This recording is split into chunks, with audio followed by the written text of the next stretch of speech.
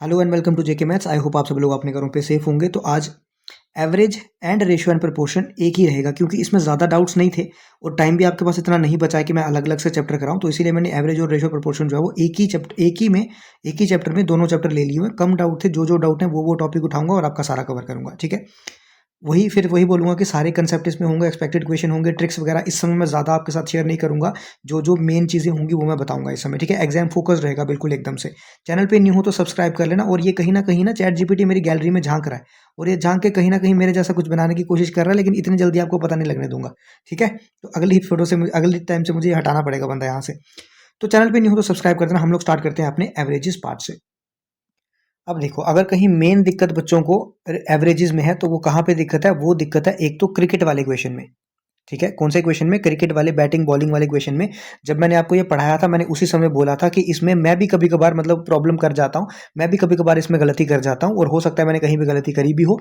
तो इसमें पता क्या होता है, क्योंकि इसमें एवरेज, कई बार एवरेज इंप्रूव होने का मतलब होता है एवरेज डिक्रीज होना, कई बार एवरेज इंप्रूव होने का मतलब होता है एवरेज इंक्रीज होना। तो इसीलिए मैंने आपको बोला था इसमें शॉर्टकट ज़्यादा इस्तेमाल करने की कोशिश मत करना। तो ध्यान से देखो अभी क्या बोलने वाला हूँ मैं। तो मतलब अगर मैं बात करूं सबसे पहले बैटिंग की, दोनों बात करेंगे, बैटिंग की भी और बॉलिंग की। यही एक कंसेप्ट है जो इसमें समझाने वाला है, बाकी डायरेक्ट क्वेश्चन से करवाऊंगा। तो बैटिंग की अगर मैं बात करूं, तो बैटिंग एवरेज की अगर मैं बात करूं, तो बैटिंग एवरेज किसके बराबर होती है कि आपने कितने रन्स मारे। ठीक है, आपने कितने रन्स मारे और आपने कितनी इनिंग्स खेली। ठीक है, आपने कितने रन्स मारे, कितनी इनिंग्स खेल के, वो मेरे पास क्या है? वो मेरे पास होता है बैटिंग की एवरेज। ठीक है, उसके बाद मेरे पास दूसरी चीज आ गई यहाँ पे, बॉलिंग की एवरेज। ये ध्यान से सुनते रहना, फिर नहीं तो फिर दोबारा कंफ्यूजन होगी। बॉलिंग की एवरेज, तो बॉलिंग की एवरेज किसके बराबर? एक सेकंड रुको जरा। बॉलिंग की एवरेज जो है वो किसके बराबर होती है? बॉलिंग एवरेज होती है कि हमने कितने रन्स दिए। ठीक है, टोटल रन्स कितने दिए। अब यहाँ पे पहले क्या होता था, मतलब बैटिंग वाले में क्या होता था? कितने रन्स मारे। ठीक है, रन्स मारे मैं यहाँ पे लिख देता हूँ और यहाँ पे कितने टोटल रन्स आपने दिए, क्योंकि बॉलर जब बॉलिंग करा रहा है तो वो रन तो मारेगा नहीं, वो तो रन खाएगा। तो इसका मतलब कितने रन आपने दिए और उसमें आपने कितनी विकेट्स ली। ठीक है, number of wickets taken, number of wickets taken अगर मैं लिखूं तो यहाँ पे क्या आ जाएगा मेरे पास? बॉलिंग एवरेज आ जाएगी। ठीक है, इतना समझ आया? अब मेरी बात ध्यान से सुनते रहना, 2 मिनट दे दो, बाकी सब समझ आ जाएगा। देखो, अगर मैं बोलूं, ठीक है ध्यान से सुनते रहना, मैं ज्यादा कंफ्यूजन कहाँ पे होती है? ज्यादा कंफ्यूजन आपको बॉलिंग वाले में ही होती है। बैटिंग वाले तो नॉर्मल रहता है, एवरेज इंक्रीज हो रही है मतलब ज्यादा रन मार रहा होगा। ठीक है, लेकिन बॉलिंग वाली एवरेज में क्या होता है? देखो ध्यान से फिर से सुनना। अभी देखो मैंने क्या बोला, मैंने बोला कि बॉलिंग एवरेज में मान लो कि वो 28 रन दे के 4 विकेट्स ले रहा है। क्या बोला मैंने? 28 रन दे के 4 विकेट्स ले रहा है, तो मतलब कितनी एवरेज हुई इसकी? मतलब एवरेज हुई इसकी 7 रन पर विकेट, मतलब एक विकेट में 7 रन ये दे रहा है। कितनी एवरेज हुई इसकी? 7 हुई। सपोज करो अब मैंने क्या कर दिया, अब मैंने बोला कि ये कम रन खा रहा है, मतलब ये 20 रन खा रहा है। क्या बोला मैंने? अब ये क्या कर रहा है? 20 रन खा रहा है और ये इन विकेट्स उतनी ही ले रहा है। विकेट्स उतनी ही ले रहा है तो एवरेज कितनी हो गई इसकी? कम हो गई।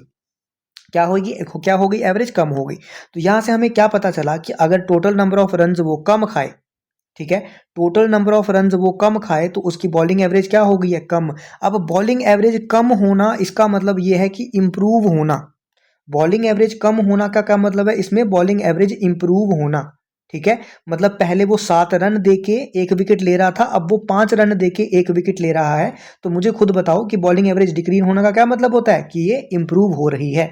तो कहीं पे भी बॉलिंग एवरेज वाले सवाल में आपको ऐसा लिखा होगा कि बॉलिंग एवरेज इंक्रीजेज या फिर बॉलिंग एवरेज इंप्रूव्स, तो इसका मतलब ये हुआ कि वो क्या हो रही है? वो कम हो रही है। बॉलिंग एवरेज कहीं पे भी लिखा होगा इंप्रूव हो रही है, इसका मतलब बॉलिंग एवरेज क्या हो रही है? कम हो रही है। लेकिन अगर बैटिंग एवरेज इंक्रीज हो रही है, इसका मतलब एवरेज जो है वो बढ़ रही है। बैटिंग एवरेज इंप्रूव हो रही है मतलब बैटिंग एवरेज बढ़ रही है। तो ये दोनों कंफ्यूजन है जहां पे आप लोग ज्यादा कंफ्यूजन करते हो। अब देखो मैं जरा क्वेश्चन आपका डायरेक्टली इसी के क्वेश्चन से स्टार्ट करता हूं। अब देखो ये आपके सामने मैंने क्वेश्चन जो है वो ले लिया हुआ है। ठीक है, क्वेश्चन क्या बोल रहा है आपके सामने? क्वेश्चन बोल रहा है the bowling average of a bowler is 16.2 runs पर विकेट। ठीक है, मतलब जो बॉलिंग एवरेज है वो कितनी है? पहले 16.2 रन्स पर विकेट, मतलब पहले की एवरेज मेरे पास कितनी है? ध्यान से देखना, एक क्वेश्चन आपको पूरा ध्यान से कराऊंगा, उसके बाद जो 2-3 क्वेश्चन होंगे वो मैं जल्दी जल्दी में कराऊंगा, क्योंकि एक मैं आपको तरीके से समझाऊंगा। तो बॉलिंग एवरेज मुझे कितना बोला गया है? मुझे बोला गया कि बॉलिंग एवरेज मेरे पास कितनी है? बॉलिंग एवरेज है मेरे पास कितनी? 16.2। कितनी है? 16.2। अब वो बोल रहा है कि ही टुक 5 wickets in his next inning. अब नेक्स्ट इनिंग में 5 विकेट्स ले रहा है, लेकिन मुझे ये तो नहीं पता कि पहले उसने कितनी विकेट्स ली थी। तो मैंने मान लिया कि लेट एक्स जो थी वो पहले विकेट्स थी। ठीक है। लेट एक्स जो थी वो पहले क्या थी, विकेट्स, मतलब उसने पहले, अगर उसकी एवरेज कितनी है 16.2 है, तो उसने पहले कितनी विकेट्स ली होंगी, एक्स विकेट्स ली होंगी, ये मैं मान के चला, ठीक है। तो टोटल टोटल उसने कितने रन खाए होंगे, ठीक है। आपको पता है कि एवरेज किसके बराबर होती है, टोटल रन्स जो उसने खाए हैं डिवाइडेड बाय जितनी उसने विकेट्स ली हैं। एवरेज मुझे दी है 16.2, तो टोटल रन्स डिवाइडेड बाय क्या आ जाएगा यहाँ पे, विकेट्स कितनी है, विकेट्स एक्स। तो यहाँ पे मैं देखूं तो पहले के टोटल रन्स किसके बराबर हो जाएंगे, 16.2 एक्स के बराबर हो जाएंगे।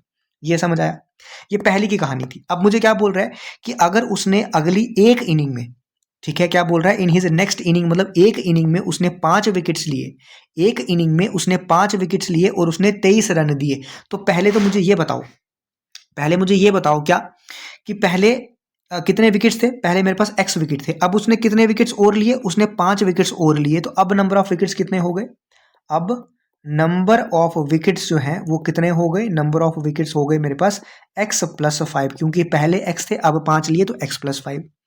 अब वो बोल रहा है अब उसने कितने रन दिए और 23 रन दिए, तो पहले मेरे पास टोटल रन कितने हुआ करते थे 16.2, तो अब मेरे पास टोटल रन कितने होंगे, अब टोटल रन कितने होंगे 16.2 एक्स जो थे वो पहले थे, अब उसने नेक्स्ट एक इनिंग में 23 रन और दे दिए, ये टोटल नंबर ऑफ रन आ गए।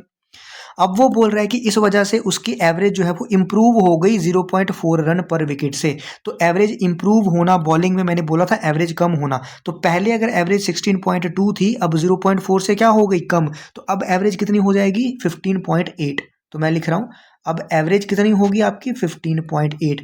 अब फार्मूला यूज करूं, एवरेज होती किसके बराबर है, यहां पे लिख लेता हूं 15.8, एवरेज होती किसके बराबर है, टोटल नंबर ऑफ रन्स। तो अब टोटल नंबर ऑफ रन्स कितने हैं, ये divided by total number of wickets, अगर बॉलिंग की बात करूं तो विकेट्स कितनी है एक्स प्लस 5। बस अब मुझे इसको क्रॉस मल्टीप्लाई करना है, जब मैं इसको क्रॉस मल्टीप्लाई करूंगा, सॉल्व करूंगा एक्स से, तो एक्स कितना आ जाएगा मेरे पास 140। लेकिन ध्यान से सुनना, एक्स क्या आया मेरे पास, number of wickets. Number of wickets कौन सी, जो पहले विकेट्स थी, क्या आया, जो पहले विकेट थी। मुझे क्या पूछा गया है, मुझे पूछा गया है find the total number of wickets taken by him till date, आज तक उसने कितने विकेट्स लिए होंगे। तो ये वो विकेट्स थी जो उसने पहले लिए होंगे, उसके बाद 5 विकेट्स उसने और लिए हैं, तो टोटल नंबर ऑफ विकेट्स कितने हो जाएंगे मेरे पास, टोटल विकेट्स हो जाएंगे 140 प्लस 5 उसने अगली इनिंग में लिए थे, तो 145 मेरे पास टोटल विकेट्स हो जाएंगे। ये समझ आया आपको, ये था इसका बिल्कुल बेसिक कंसेप्ट। अब मैं आपको बता भी देता हूँ, इस क्वेश्चन में बता भी देता हूँ कि शॉर्टकट कैसे करना है, बट स्टिल मैं आपको फिर बोल रहा हूँ कि मुझे खुद ये क्वेश्चन, जब मुझे एग्जाम देना होता है, मुझे खुद ये क्वेश्चन अगर करना होता है, तो मैं ज़्यादा टाइम रिस्क नहीं लेता, मैं इसको इसी मेथड से जाता हूँ। हाँ, मैं इतनी सारी चीज़ें लिखता नहीं हूँ, मैं डायरेक्टली यहाँ से स्टार्ट करता हूँ कि पहले एवरेज कितनी 16.2, तो पहले रन कितने हो गए इतने, अब उसको 23 रन और पड़े, और मेरे पास इनिंग्स कितनी होगी एक्स प्लस 5, एवरेज कितनी हो जाएगी। मैं डायरेक्ट ये स्टेप लिखता हूँ, मैं ये सब नहीं लिखता, ठीक है, बट मैं करता, मैं फिर भी इसी स्टेप से हूँ। मैक्सिमम टाइम्स अगर मेरे पास टाइम ज़्यादा हो तो मतलब इससे करता हूँ, अगर टाइम कम हो तो फिर मैं शॉर्टकट पे जाता हूँ। अब शॉर्टकट देखो ध्यान से, अब देखिए ज़रा इसमें आपको शॉर्टकट में क्या करना रहता है वो देखने, ध्यान से सुनते रहना। सबसे पहले मुझे क्या लिखना है, एक सेकंड ज़रा, हाँ, सबसे पहले मुझे लिखना है एवरेज। क्या लिखना है, सबसे पहले मुझे यहाँ लिखनी है एवरेज। एवरेज कितनी थी पहले, मुझे पहले वाली एवरेज लिखनी है 16.2 थी पहले की एवरेज, ठीक है। अब वो बोल रहा है कि नेक्स्ट इनिंग में, क्या बोल रहा है कि नेक्स्ट इनिंग में उसने क्या किया, 5 विकेट लिए 23 रन देके। तो बाकी मुझे बताओ कि कितने, अभी कितनी एवरेज होगी, ठीक है, ये पहले की एवरेज थी कितनी 16.2, अब जो है वो 5 विकेट लेके 23 रन दे रहा है, तो अब की एवरेज कितनी हो जाएगी 23 divided by 5, number of run divided by total number of wickets. तो इसको सॉल्व करूंगा तो ये आ जाएगा मेरे पास 4.6, इसका मतलब अब की एवरेज कितनी है 4.6। इन सब के होने के बाद उसकी बॉलिंग एवरेज क्या हो गई 0.4 रन से इंप्रूव हो गई, तो मतलब ओवरऑल उसकी एवरेज कितनी हो गई 0.4 से इंप्रूव, मतलब पहले अगर 16.2 थी, अब 0.4 से इंप्रूव, मतलब 15.8 हो गई होगी। समझ आया। और यहाँ पे आपको इसके सिर पे लिखना है नंबर ऑफ विकेट्स। अगर तो ये बैटिंग वाला क्वेश्चन हो तो इसके सिर पे क्या लिखना है इनिंग्स, अगर ये विकेट वाला क्वेश्चन है तो इसके सिर पे क्या लिखना है विकेट्स। तो पहले विकेट्स मेरे पास मुझे नहीं पता थी कितनी थी, तो मैं यहाँ पे कुछ नहीं लिख रहा, ठीक है, क्योंकि मुझे नहीं पता कितनी थी। लेकिन यहाँ पे मुझे पता है कितने विकेट्स ली गई थी 5, तो इसके सिर पे क्या लिख रहा हूँ 5। अब यहाँ से बस मैं क्या करूंगा, वही मिश्रण एलिगेशन यहाँ से करूंगा तो मेरे पास कितना आएगा, ये 0.4 आएगा। यहाँ से अगर मैं करूंगा तो मेरे पास कितना आएगा 11.2 आएगा शायद, हाँ 11 पॉइंट कितना आएगा 2।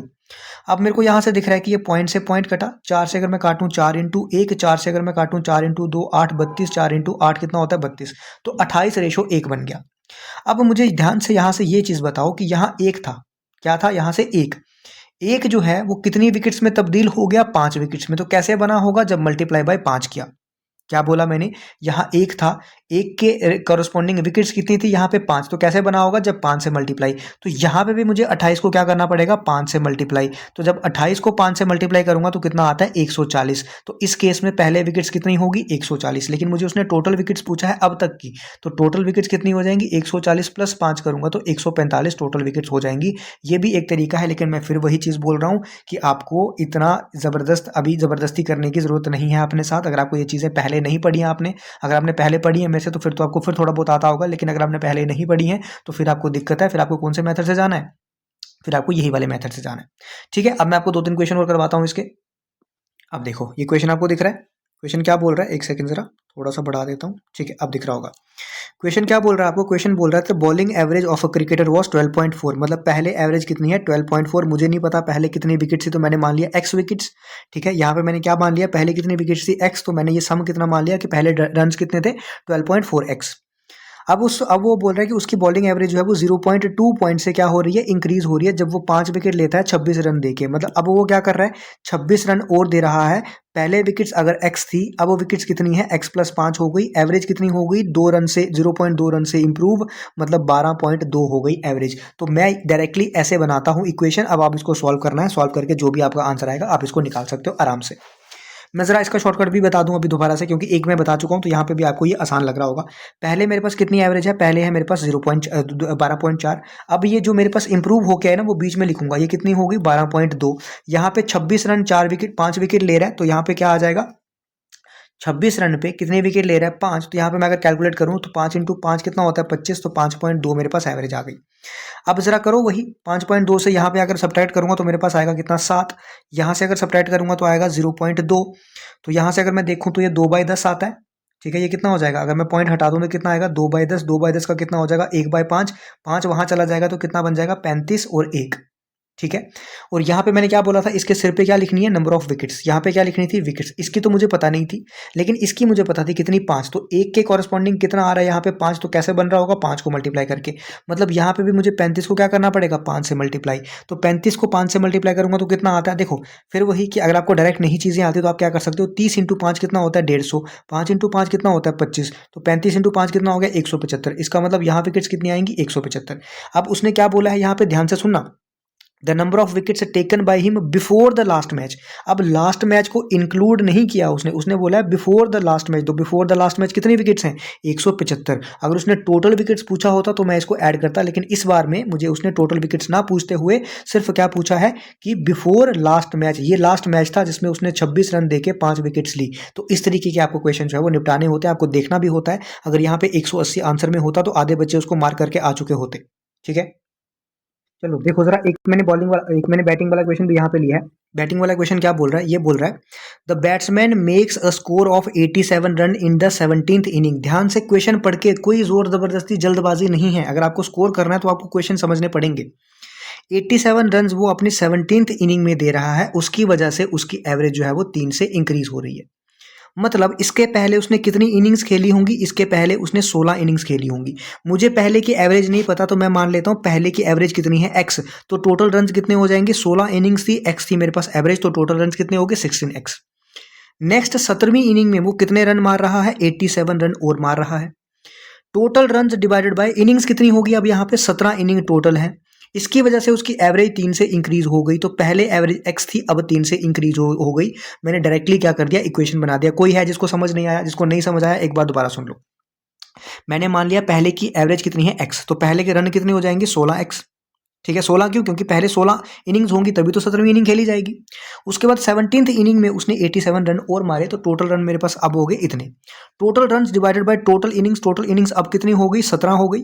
इसकी वजह से total run divided by total innings अब क्या होगी टोटल एवरेज। अब एवरेज 3 से इंक्रीज हो गई क्योंकि ये बैटिंग थी, तो एवरेज 3 से इंक्रीज मतलब x+3 हो गई। ठीक है, इतना समझ आया आपको। अब यहां से मुझे क्या करना है, बस ये 16x + 87 इक्वल्स टू, यहां से इसको करूंगा तो ये आएगा 17x + 17 × 3 कितना होता है 51।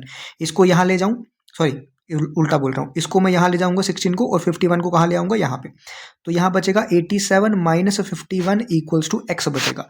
तो एक्स यहाँ से आएगा मेरे पास 7 1 6 36 आएगा, ठीक है, एक्स आ गया 36। अब लेकिन मुझे पूछा भी तो क्या है, वो भी तो देखो, मुझे पूछा है find its average after 17th inning. तो ये जो एक्स थी ना मेरे पास, ये तो मेरे पहले एवरेज थी, मेरी एक्स नहीं भैया, ठीक है, मेरी एक्स नहीं है, ठीक है। जो ये जो एक्स है तो ये क्या थी, ये पहले की एवरेज थी, लेकिन उसने 17 इनिंग के बाद की एवरेज पूछी है, तो वो कितनी है, एक्स प्लस 3, एक्स आई 36 और प्लस 3 तो कितना हो गया, 39 आ गया टोटल, ठीक है। तो क्या हो गया इसका आंसर 39। ये चीज़ें अब आपको आनी चाहिए। फिर मैं बोल रहा हूँ शॉर्टकट पे इतना मत जाओ, इतना मत इस लास्ट मोमेंट पे। अगर आपने पहले से सीखे हैं तो बहुत अच्छा, अगर नहीं सीखे तो इस मोमेंट पे रहने दो। इन क्वेश्चन को करने के लिए बहुत टाइम नहीं चाहिए आपको। और मैं अभी भी बोल रहा हूँ आपको, अगर आपको ज़्यादा स्कोर करना है तो इस बार पहले मैथ्स और रीजनिंग सेशन जो है ना वो अपना वो करना, मतलब अटेम्प्ट करना। और इसके लिए टाइम रख लेना कि मान लो कि आधा घंटा या फिर ज़्यादा से ज़्यादा 40 मिनट मुझे इसको देने हैं, ठीक है। अगर आपने ऐसा रखा कि मान लो कि आधा घंटा मुझे इसको देना है या फिर 20 मिनट 30 मिनट, अपने हिसाब से जितना भी आप मतलब आपका होता है उतना देना है, उसके उससे पहले ही आपका जो है ना जितना हो गया हो गया। जैसे आपने देखा कि ये मुझे क्वेश्चन दिख रहा है, मुझे क्वेश्चन आता तो है लेकिन मुझे दिख रहा है ये 3 से 4 स्टेटमेंट वाला है, इसको छोड़ो, स्किप करो और अगले क्वेश्चन पे पढ़ो। जो वन लाइनर या फिर छोटे छोटे क्वेश्चन दिख रहे हैं उसको निपटाओ पहले, वो निपटाने के बाद बाकी सब्जेक्ट्स पे जाओ। बाकी सब्जेक्ट्स पे जाने के बाद तब आपको फिर ये क्वेश्चन, अगर टाइम बचे, 4 4 लाइनें 5 5 लाइनों वाला कोई बड़ा क्वेश्चन दिख रहा होगा, मान लो कि ब्लड रिलेशन है, उसमें 4 5 ऐसे लाइनें दिख गई, ये उसका वो है, ये इसका वैसा है, कोडेड ब्लड रिलेशन आ गया, तो वहां पे आपका टाइम लगने के चांसेस है। उसको छोड़ के आगे बढ़ना है आपको। मैं बताऊंगा आपको लास्ट दिन की पेपर अटेम्प्ट कैसे करना है। अगर आपकी डिमांड होगी तो एक मुझे कमेंट करके बता देना कि सर हाँ ये चीज़ बता दो कि अटेम्प्ट कैसे करना है वहाँ पे, तो मैं एक वीडियो बना दूंगा उसके लिए, छोटी 5 10 मिनट की, तो बता दूंगा आपको चीज़ें उसमें। अब देखो ये एक बढ़िया क्वेश्चन है, मुझे पता नहीं क्यों लग रहा है बहुत टाइम से कि ये क्वेश्चन जेकेएसएसबी में बहुत कम आता है, इस बार जेकेएसएसबी में आएगा। मुझे पता नहीं क्यों लग रहा है कि किसी ना किसी एग्जाम में इस बार ये क्वेश्चन आने वाला है, तो ध्यान से सुनते रहना।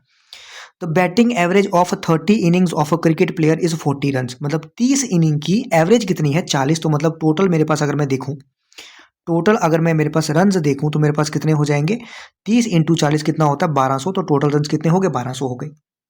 अब बोल रहा है इनिंग कितनी है, यहाँ पे 30 इनिंग है, ये याद रखना। जो जो मैं स्टेप बोल रहा हूँ वो याद रखते जाना। His highest score exceeds his lowest score by 100 run. मैं मान लेता हूँ हाइएस्ट स्कोर है कितना, एच, लोएस्ट स्कोर है मेरे पास एल। वो बोल रहा है हाईएस्ट स्कोर जो है वो 100 ज्यादा है लोएस्ट से, तो highest score equals to lowest plus 100, ऐसा मेरे पास बनेगा कुछ। हाँ सर ऐसा बनेगा। अब वो बोल रहा है कि अगर if these two innings are not included, अगर ये हाईएस्ट और लोएस्ट इनिंग में ना इंक्लूड करूं तो मेरे पास कितनी इनिंग बची, 28। अब इन 28 इनिंग्स के मेरे पास एवरेज रन्स कितने हैं, 38। तो अब मैं देखूंगा अगर टोटल रन्स कितने हो गए मेरे पास, अब मैं क्या देखूं अगर टोटल रन्स कितने हो गए, तो ये हो गए 28 इंटू 38 हो गए। कितने हो गए, 28 इंटू 38 हो गए। अब फिर वही चीज़ मैंने आपको बोला कि अगर आपको मल्टीप्लाई करने, एक सेकंड रुको, अगर आपको मल्टीप्लाई करने ये चीज़ें नहीं आती हैं या आपको लगता है कि मैं अगर ऐसे करूंगा तो मेरा टाइम ज़्यादा वेस्ट हो जाएगा, तो इसका तरीका फिर वही है कि आप इसको मतलब डिवाइड कर लो। डिवाइड भी आप कैसे कर सकते हो, अब हो सकता है 20+8 इसको ऐसे कर लो, इसको 30+8 इसको ऐसे कर लो, ऐसे भी कर सकते हो। एक तरीका आपका ये है।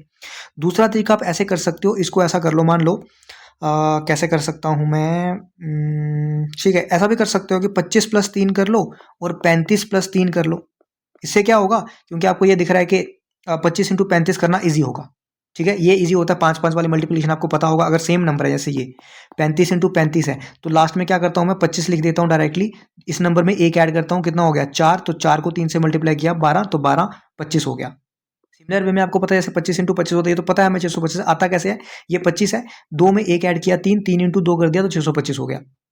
और अगर आपको लास्ट में, अगर आपको, एक सेकंड को पेन को क्या हो गया, एक सेकंड, ठीक है, अगर आपको लास्ट में ऐसे मल्टीप्लिकेशन करनी है जैसे मतलब इनमें डिफरेंस है 10 का, जैसे ये 25 था और 35, इनमें मल्टीप्लिकेशन करनी है तो इनमें लास्ट में क्या आएगा 75।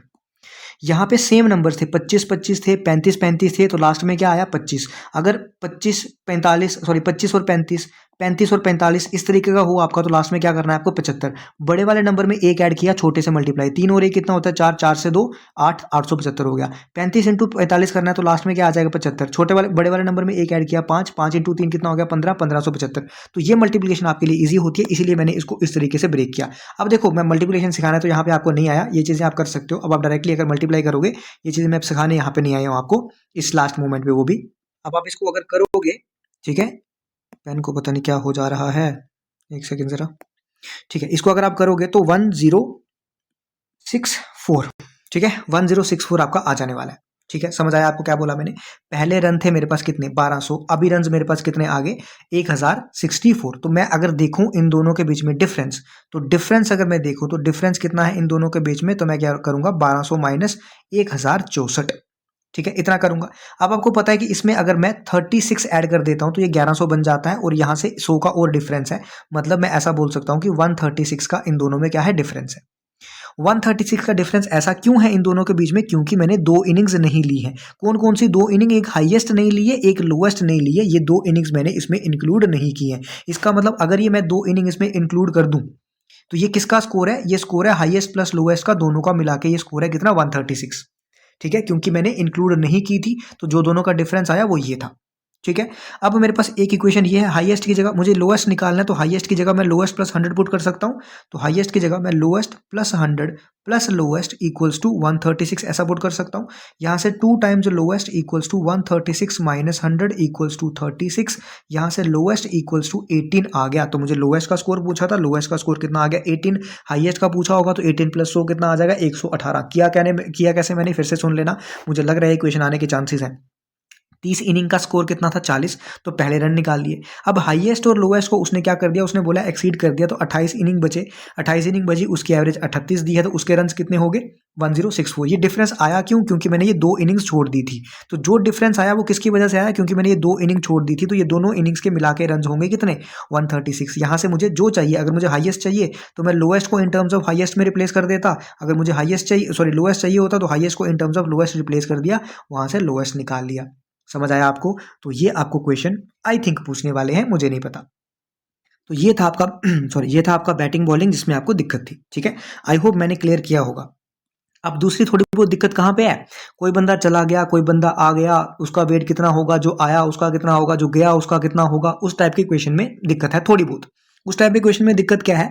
अगर आप बेसिक से जाओगे फिर कोई दिक्कत नहीं है। आपको दिक्कत कहाँ पे है कि सर मैं कहाँ पे माइनस लगाऊं, मैं कहाँ पे प्लस लगाऊं, मुझे वही समझ नहीं आ रहा है। और मैंने वीडियोस में अच्छी तरह से बताया हुआ है, लेकिन आप क्या करते हो ना, आप लोग क्वेश्चन देखते हो, ये दबाया स्किप, ये 10 सेकंड वाला, चलो जी 15 सेकंड आगे, चलो जी 15 सेकंड आगे, चलो 15 सेकंड आगे, ऐसे करते करते आगे जाते जाते, और फिर बीच में कहीं 10 सेकंड का 15 सेकंड का जो मैंने बताया होता है बीच में कि प्लस या माइनस कैसे आ रहा है, वो हो जाता है स्किप। फिर आप बाद में पूछते हो, और बाद में फिर मैं वही बोलता हूँ कि आपने वीडियो देखी, फिर आप बोलते हो नहीं सर मैंने थोड़ी स्किप करके देखी, तो फिर कहाँ से समझ आएंगी चीजें?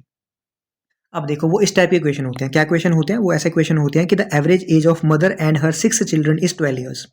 माँ की और 6 बच्चों की उनकी मिला के एवरेज एज कितनी है? 12 ईयर्स है, मतलब 7 लोगों की, 6 उसके बच्चे हैं और एक माँ है, तो 7 लोगों की मिला के एवरेज एज कितनी है 12, जो कि रिड्यूस हो जाती है 5 साल से अगर age of mother is excluded. अगर मदर की एज क्या कर दें हम लोग, एक्सक्लूड कर दें, तो वो 5 साल से क्या हो जाती है कम। तो बताओ मदर की एज कितनी होगी? आप लोग अगर बेसिक से जाओगे तो पहले क्या, 7 लोगों की एज कितनी है 12 साल, तो मैं क्या लिखूंगा 7 इंटू 12, इसका टोटल सम कितना हो गया 12 इंटू 7 कितना होता है 84। अब कितने लोग बचे? क्योंकि मम्मा को क्या कर दिया, एक्सक्लूड कर दिया, तो लोग कितने बचे 6। एवरेज क्या बोला उसने 5 से रिड्यूस हो गई, पहले 12 थी अब कितनी रह गई 7, तो सम कितना रह गया 42। ये किसकी वजह से कम हुआ? क्योंकि मम्मा को एक्सक्लूड किया, तो डिफरेंस कितना है दोनों के बीच का 42। इसका मतलब मम्मा की एज कितनी होगी 42 एज होगी, तो ये आंसर आ गया। ये क्योंकि आसान सवाल था, बेसिक था, तो आप इस मेथड से कर सकते थे। लेकिन आपको दिक्कत कहाँ पे होती है? देखो मैंने आपको बोला था एवरेज कितनी है, पहले 12 एवरेज है, अब एवरेज कितनी रह गई 5, 5 से क्या हो रही है रिड्यूस, एक सेकंड जरा, अब एवरेज कितनी हो रही है 5 से रिड्यूस, और कितने लोग रह गए 6, तो बताओ जरा 12 प्लस 30 कितना हो गया 42। अब बच्चों को दिक्कत कहाँ पे है? आंसर आ गया आपका 42, ये आपका दूसरा मेथड था, एडवांस मेथड था। बच्चों को दिक्कत कहाँ है? सर यहाँ पे आपने प्लस क्यों लिया, एवरेज तो रिड्यूस हो रही है, सर बताओ सर क्यों किया ऐसा। देखो मैंने आपको उस टाइम पे बताया था, अगर बंदा जा रहा है, ठीक है, ध्यान से सुनते रहना, या फिर मैं थोड़ा सा इंग्लिश में लिखता हूं, ठीक है। अगर एक्सक्लूड हो रहा है, ठीक है, अगर एक्सक्लूड हो रहा है बंदा कोई, और एवरेज भी क्या हो रही है, एवरेज भी हो रही है रिड्यूस, तो मेरे पास पॉजिटिव साइन आएगा। मैं नहीं देखूंगा, मैं बीच में सिर्फ पॉजिटिव साइन लगाऊंगा और दोनों को मल्टीप्लाई करूंगा बस।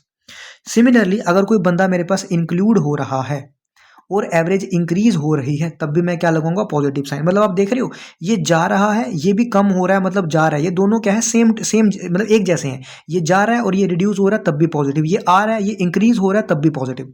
लेकिन अगर ऐसा हो जाए कि ये बंदा एक्सक्लूड हो रहा है लेकिन एवरेज इंक्रीज हो रही है, इसमें क्या आ जाएगा नेगेटिव। सिमिलरली वाइस वर्सा, कि अगर ये इंक्लूड हो रहा होगा एवरेज क्या हो रही होगी डिक्रीज, तो यहाँ पे क्या आ जाएगा फिर से यहाँ पे नेगेटिव। मतलब ये उल्टा, एक एक्सक्लूड हो रहा है एक जा रहा है, उसकी वजह से एवरेज बढ़ रही है, तो ये क्या हो जाएगा उल्टा हो जाएगा, नेगेटिव हो जाएगा।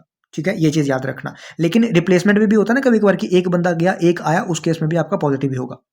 ठीक है, मतलब डिपेंड करेगा कि एवरेज इंक्रीज हो रही है कि डिक्रीज हो रही है। ठीक है, बट यहाँ पे आपको ये चीज़ें पता चली, ये आपको बेसिक पॉइंट थे, वरना आप चाहते तो इस तरीके से भी कर सकते हो। मैं फिर बोल रहा हूँ कि अगर आपको बेसिक चीज़ें नहीं क्लियर हैं तो इस चीज़ों से मत जाना, वहाँ पे फिर कंफ्यूज हो जाओगे, क्योंकि बेसिक सवाल था, इससे हो सकता था। अब देखो इसी कंसेप्ट पे मैं आपके सामने एक और क्वेश्चन खुद से लिखता हूँ। ठीक है, क्वेश्चन क्या लिखा है पूरा नहीं लिखूंगा, पूरा मैं लिखूंगा नहीं, मतलब ये मुझे बोला गया है कि एवरेज एज जो है 15, उसमें क्या है स्टूडेंट्स, ठीक है 15 स्टूडेंट्स एंड एक उसमें क्या है टीचर, इन सब की मिला के एवरेज एज कितनी है 18 है। ठीक है, अब क्या बोला गया है कि अगर टीचर को एलिमिनेट किया गया, ठीक है टीचर को क्या किया गया एलिमिनेट किया गया, मतलब मारा नहीं है टीचर को, टीचर को बाहर निकाला है इसमें से, टीचर को मतलब बाहर निकाला एलिमिनेट किया, देन एवरेज एज जो है, देन एवरेज एज जो है reduced by 1 year, average age reduced by 1 year. तो बताओ टीचर की एज, क्या बताओ टीचर की एज। अब देखो, अब मैंने आपको अभी थोड़ी देर पहले क्या बोला कि टीचर को एलिमिनेट मतलब टीचर को एक्सक्लूड किया गया, निकाला गया, और एवरेज भी क्या हो रही है रिड्यूस, तो निकाल रहे हैं रिड्यूस हो रहा है सेम है, तो बीच में क्या आएगा पॉजिटिव। तो पहले एवरेज कितनी थी 18, बीच में क्या आएगा पॉजिटिव। अब क्योंकि जब टीचर को निकाल दिया गया तो अब कितने लोग बच गए, पहले कितने थे 15 स्टूडेंट और एक टीचर, पहले 16 लोग थे, एक को निकाल दिया गया तो कितने अब मतलब बच गए लोग 15। एवरेज में कितने का चेंज आ रहा है एक का, तो एक कितना हो जाएगा 18 प्लस 15, तो कितना हो जाएगा टीचर की एज 33 ईयर्स हो जाएगी, बात खत्म। अगर यहाँ पे कुछ और चेंज हो रहा होता, डिवाइडेड बाय मैं 1 भी करता हूँ वैसे यहाँ पे कि मतलब कितने का चेंज आ रहा है, सिर्फ एक टीचर का चेंज आ रहा है ना, तो उसमें मैं उसको डिस्ट्रीब्यूट कर दूंगा 1। अगर यहाँ पे 2 लोगों का चेंज आ रहा होता तो मैं डिवाइड बाय 2 करता, 3 का आ रहा होता तो डिवाइड बाय 3 करता, इस तरीके से मैं यहाँ पे चेंज जो है वो करता। ठीक है, समझ आ गया आपको। तो इस तरीके के क्वेश्चन अभी आपको आएंगे तो समझ आ जाएगा आपको क्या होगा। अब देखो एक क्वेश्चन यहाँ पे मैं आपको माइनस वाला भी बता देता हूँ कि माइनस कहाँ पे आता है, ताकि आपको फिर डाउट ना रहे। यहाँ पे मैं लिख के बताऊंगा क्वेश्चन। मेरे को दिया गया है 8 मैन, ठीक है एवरेज जो है वो average of 8 man is decreased, क्या बोला है average of 8 man is decreased bye 3 kg। ठीक है, 8 मैन का जो एवरेज वेट है वो कितना हो जाता है 3 kg से डिक्रीज हो जाता है जब एक आदमी, ठीक है जब वन ऑफ देम वेइंग, जिसका वेट क्या है, या फिर ऐसा one of them whose weight, ठीक है if one of them whose weight is 56 kg is replaced by a new man, ठीक है वन ऑफ देम जिसका वेट 56 kg है इससे replaced by a new man, जब न्यू मैन से उसको रिप्लेस कर दिया गया, ऑल दो ध्यान से सुनते रहना, ऑल दो यहाँ से उसको रिप्लेस कर रहे हैं, मतलब एक को निकाल रहे हैं एक को यहाँ पे ला रहे हैं, लेकिन मैं यहाँ पे कंसीडर क्या करूंगा, यहाँ पे बंदा आ रहा है, क्या करूंगा यहाँ पे बंदा क्या आ रहा है न्यू मैन से उसको रिप्लेस कर रहे हैं, और यहाँ पे एवरेज क्या हो रही है डिक्रीज, मतलब एक बंदा इंक्लूड हो रहा है, एवरेज क्या हो रही है डिक्रीज, तो बीच में क्या आएगा माइनस।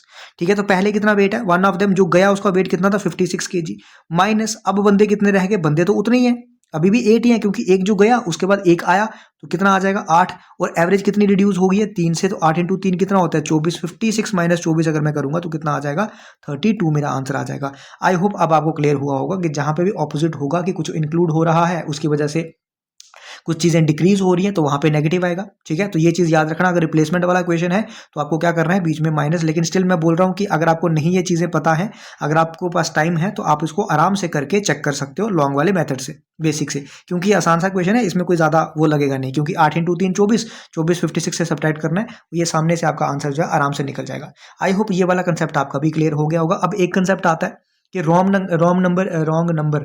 नंबर हमने एंटर कर दिया, एंटर कुछ और करना था लेकिन कर कुछ और दिया।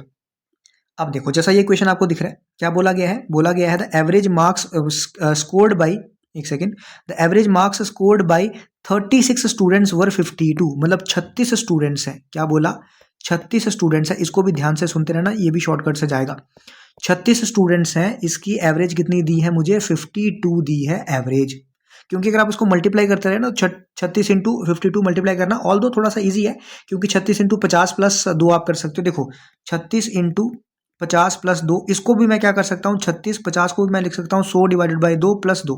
अब मैं यहाँ से करूंगा तो 2 कितना 2 18 से जाएगा, तो ये कितना आ जाएगा 1800 प्लस 36 इंटू 2 कितना होता है 72, तो 1872 मेरा आंसर आ जाएगा। ठीक है, तो ये चीज़ें आपको सीखनी पड़ेंगी, इसके अलावा आप लोग कैलकुलेशन अपनी फास्ट नहीं बना सकते। आप लोग चाहते होंगे तो बाद में कभी मैं कोशिश करूंगा एक लेक्चर बना दूं जिसमें आपको ये सारी चीज़ें थोड़ी थोड़ी छोटी छोटी मोटी जो होती हैं समझा दूं। तो मतलब 36 स्टूडेंट्स जो हैं उनकी एवरेज कितनी है आपकी 52। ठीक है, अब बोला जा रहा है कि but it was discovered that an item 64 was misread as 46, मतलब आइटम क्या थी 64, लेकिन उसको लिखा क्या गया है 46 लिख दिया गया है।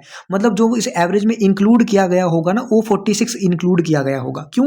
क्योंकि मिसरेड क्या किया है, उसको 46 पढ़ लिया गया है, उसको 46 पढ़ लिया गया है। मतलब जो इंक्लूडेड है चीज इसमें वो क्या है, एवरेज में 46 इंक्लूड है। तो जो इंक्लूडेड है, जो रॉन्ग है, उसको मुझे निकालना है। ठीक है, रॉन्ग को निकालो, ये याद रखो। इसमें रॉन्ग को क्या करो, निकालो। जो सही है उसको ऐड करो, सही को क्या करो, ऐड करो। तो मतलब मुझे रॉन्ग को निकालना है। रॉन्ग कितना है 46, तो ये -46 आ गया। लिखना कितना था मुझे, ऐड कितना करना था 64, तो ये मेरे पास आ गया 64। तो मुझे देखना है कि यहाँ पे भैया चेंज कितने का आया। मुझे क्या देखना है, यहाँ पे मेरे पास चेंज कितने का आया। जितने का मेरे पास यहाँ पे चेंज आया होगा, बस मेरे पास आंसर आ जाएगा। तो यहाँ पे आप देख पा रहे होंगे 18 का चेंज आ रहा है। चेंज कैसा आ रहा है, पॉजिटिव के नेगेटिव, पॉजिटिव 18 का चेंज आ रहा है। ये चेंज आ रहा है, ठीक है, चेंज आ गया। अब ये चेंज जितना भी आ रहा है ये टोटल लोगों में डिवाइड हो जाएगा। क्या?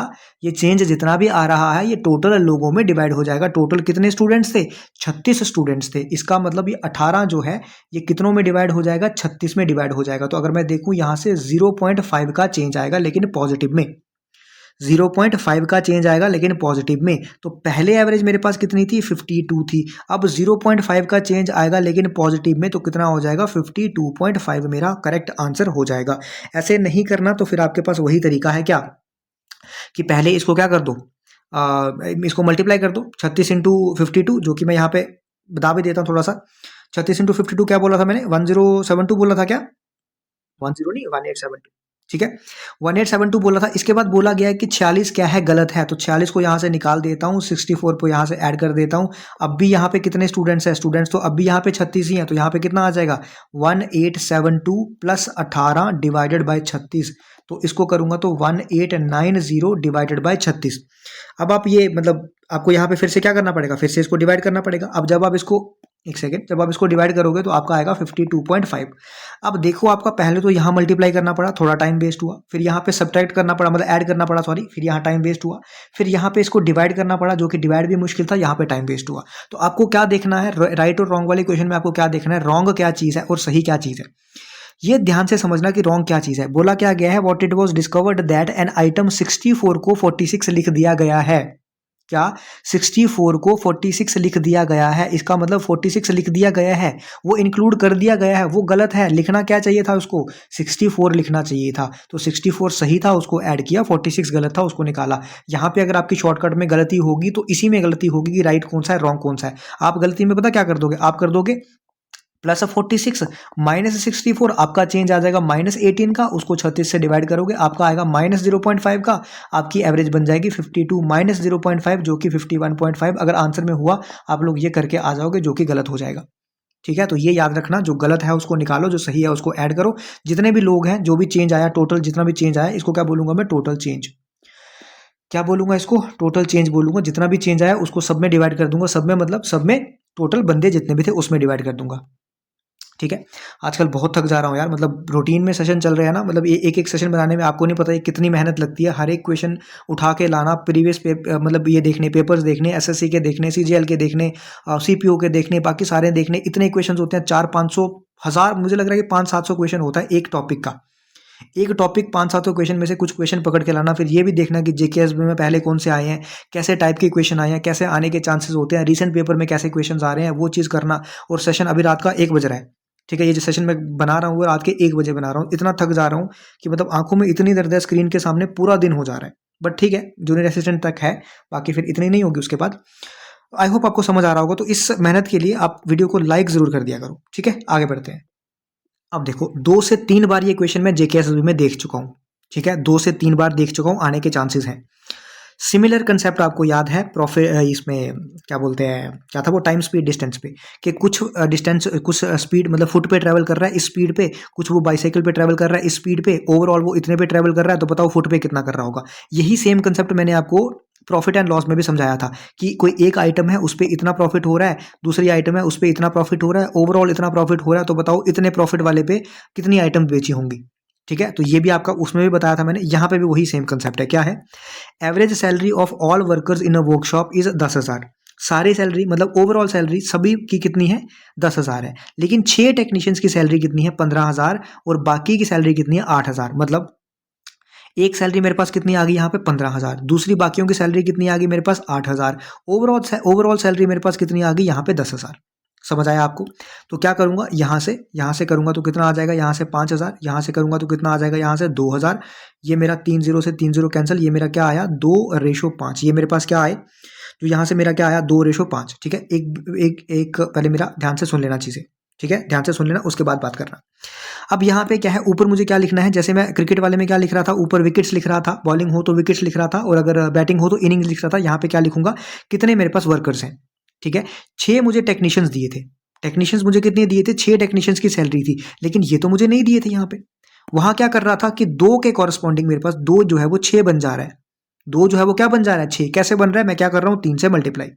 सिमिलरली यहाँ से भी क्या करूंगा 3 से मल्टीप्लाई करूंगा तो कितना आ जाएगा 15। इसका मतलब बाकी के एम्प्लॉयज मेरे पास कितने हैं 15, पहले ये टेक्नीशियंस कितने थे 6, तो ओवरऑल वर्कर्स कितने हो गए, मुझे पूछा है the total number of workers, तो 15 + 6 कितना हो गया 21, आंसर आ गया 21।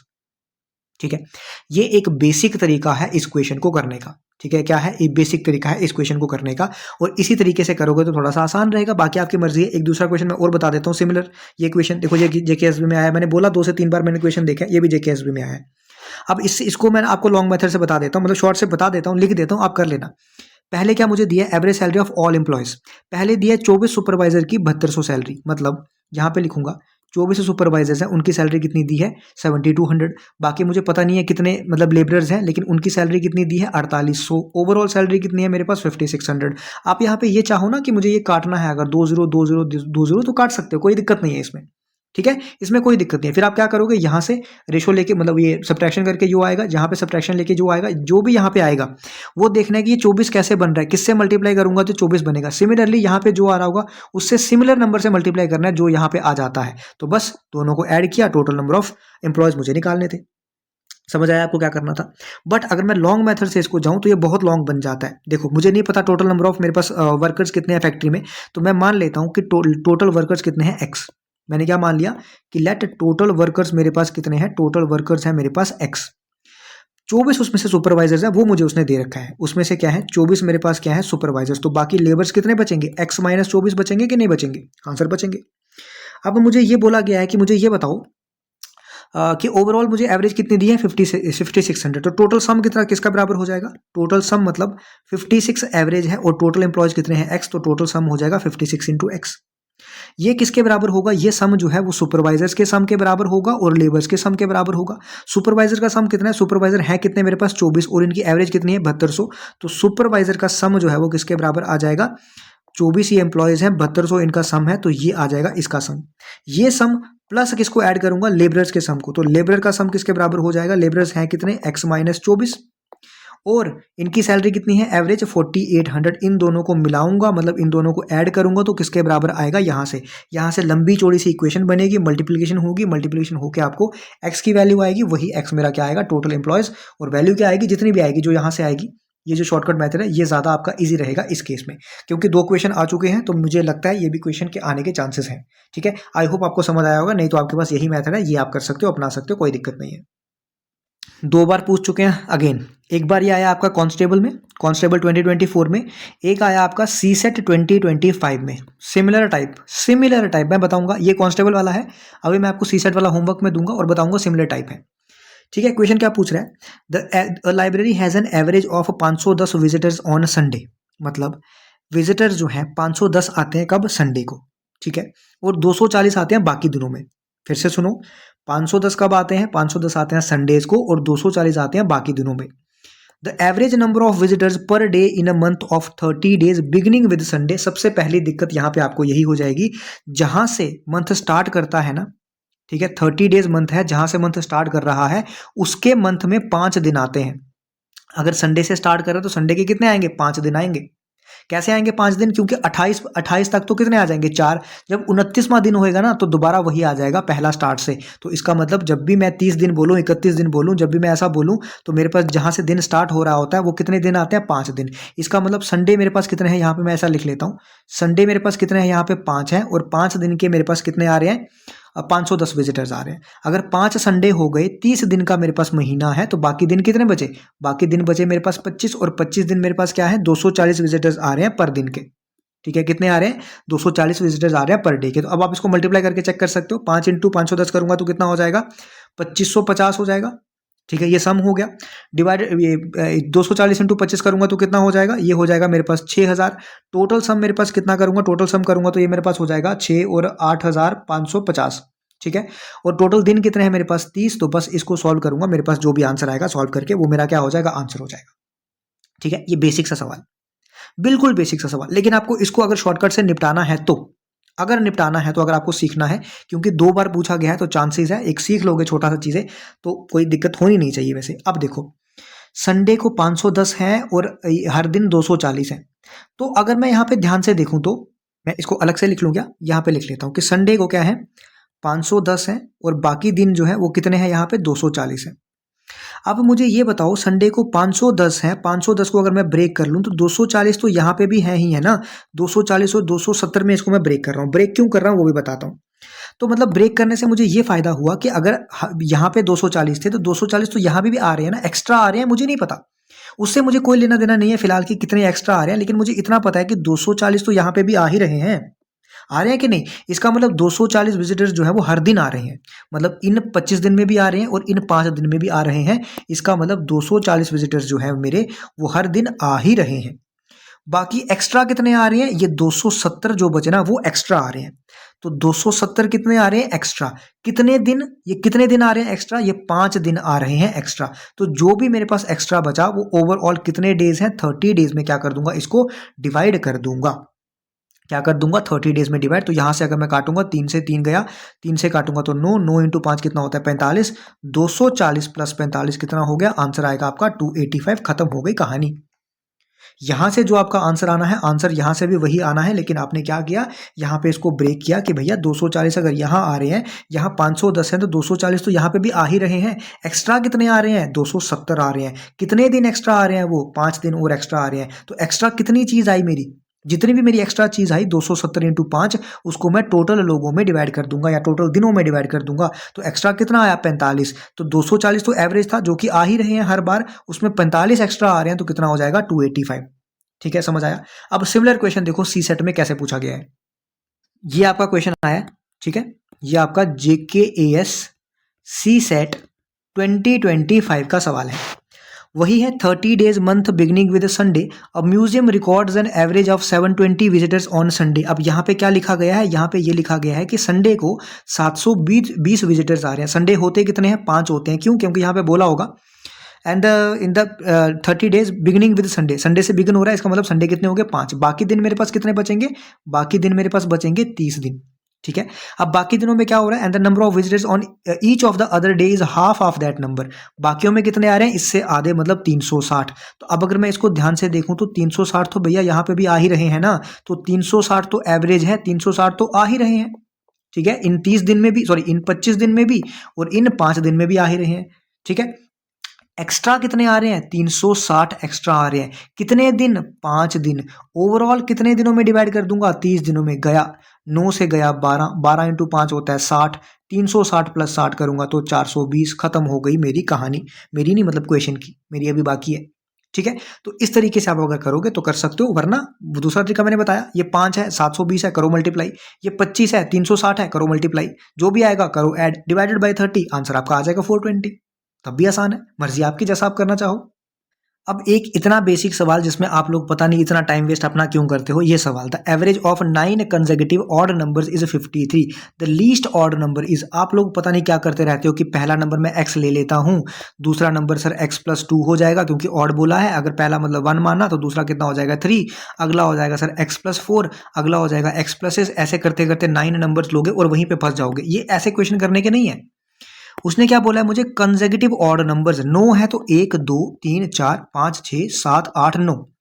इनकी जो एवरेज है, एवरेज 4 यहां से छोड़ दूंगा, 4 यहां से छोड़ दूंगा, जो बीच वाला नंबर होता है वो आती है एवरेज। क्योंकि कैसा नंबर है?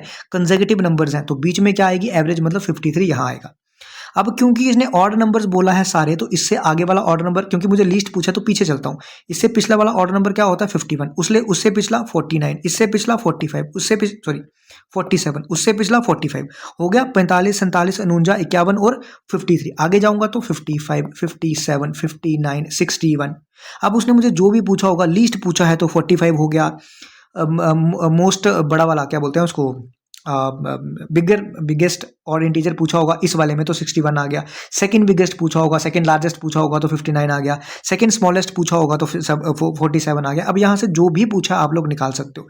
अगर आपको ऐसा पूछा होगा कि लास्ट 4 के एवरेज निकालनी है तो इनकी एवरेज निकालोगे, पहले 2 की एवरेज निकालनी है तो इनकी एवरेज निकालोगे, तो इस तरीके से आपको ये क्वेश्चन करना होता है, तो ज़्यादा ईजी रहता है आपके लिए। अगर आपको ऐसा दे दिया जाए, मान लो ये 8 दे दिए जाए, अगर ये 9 नहीं दिए होते, आपको 8 दिए होते, फिर क्या करते?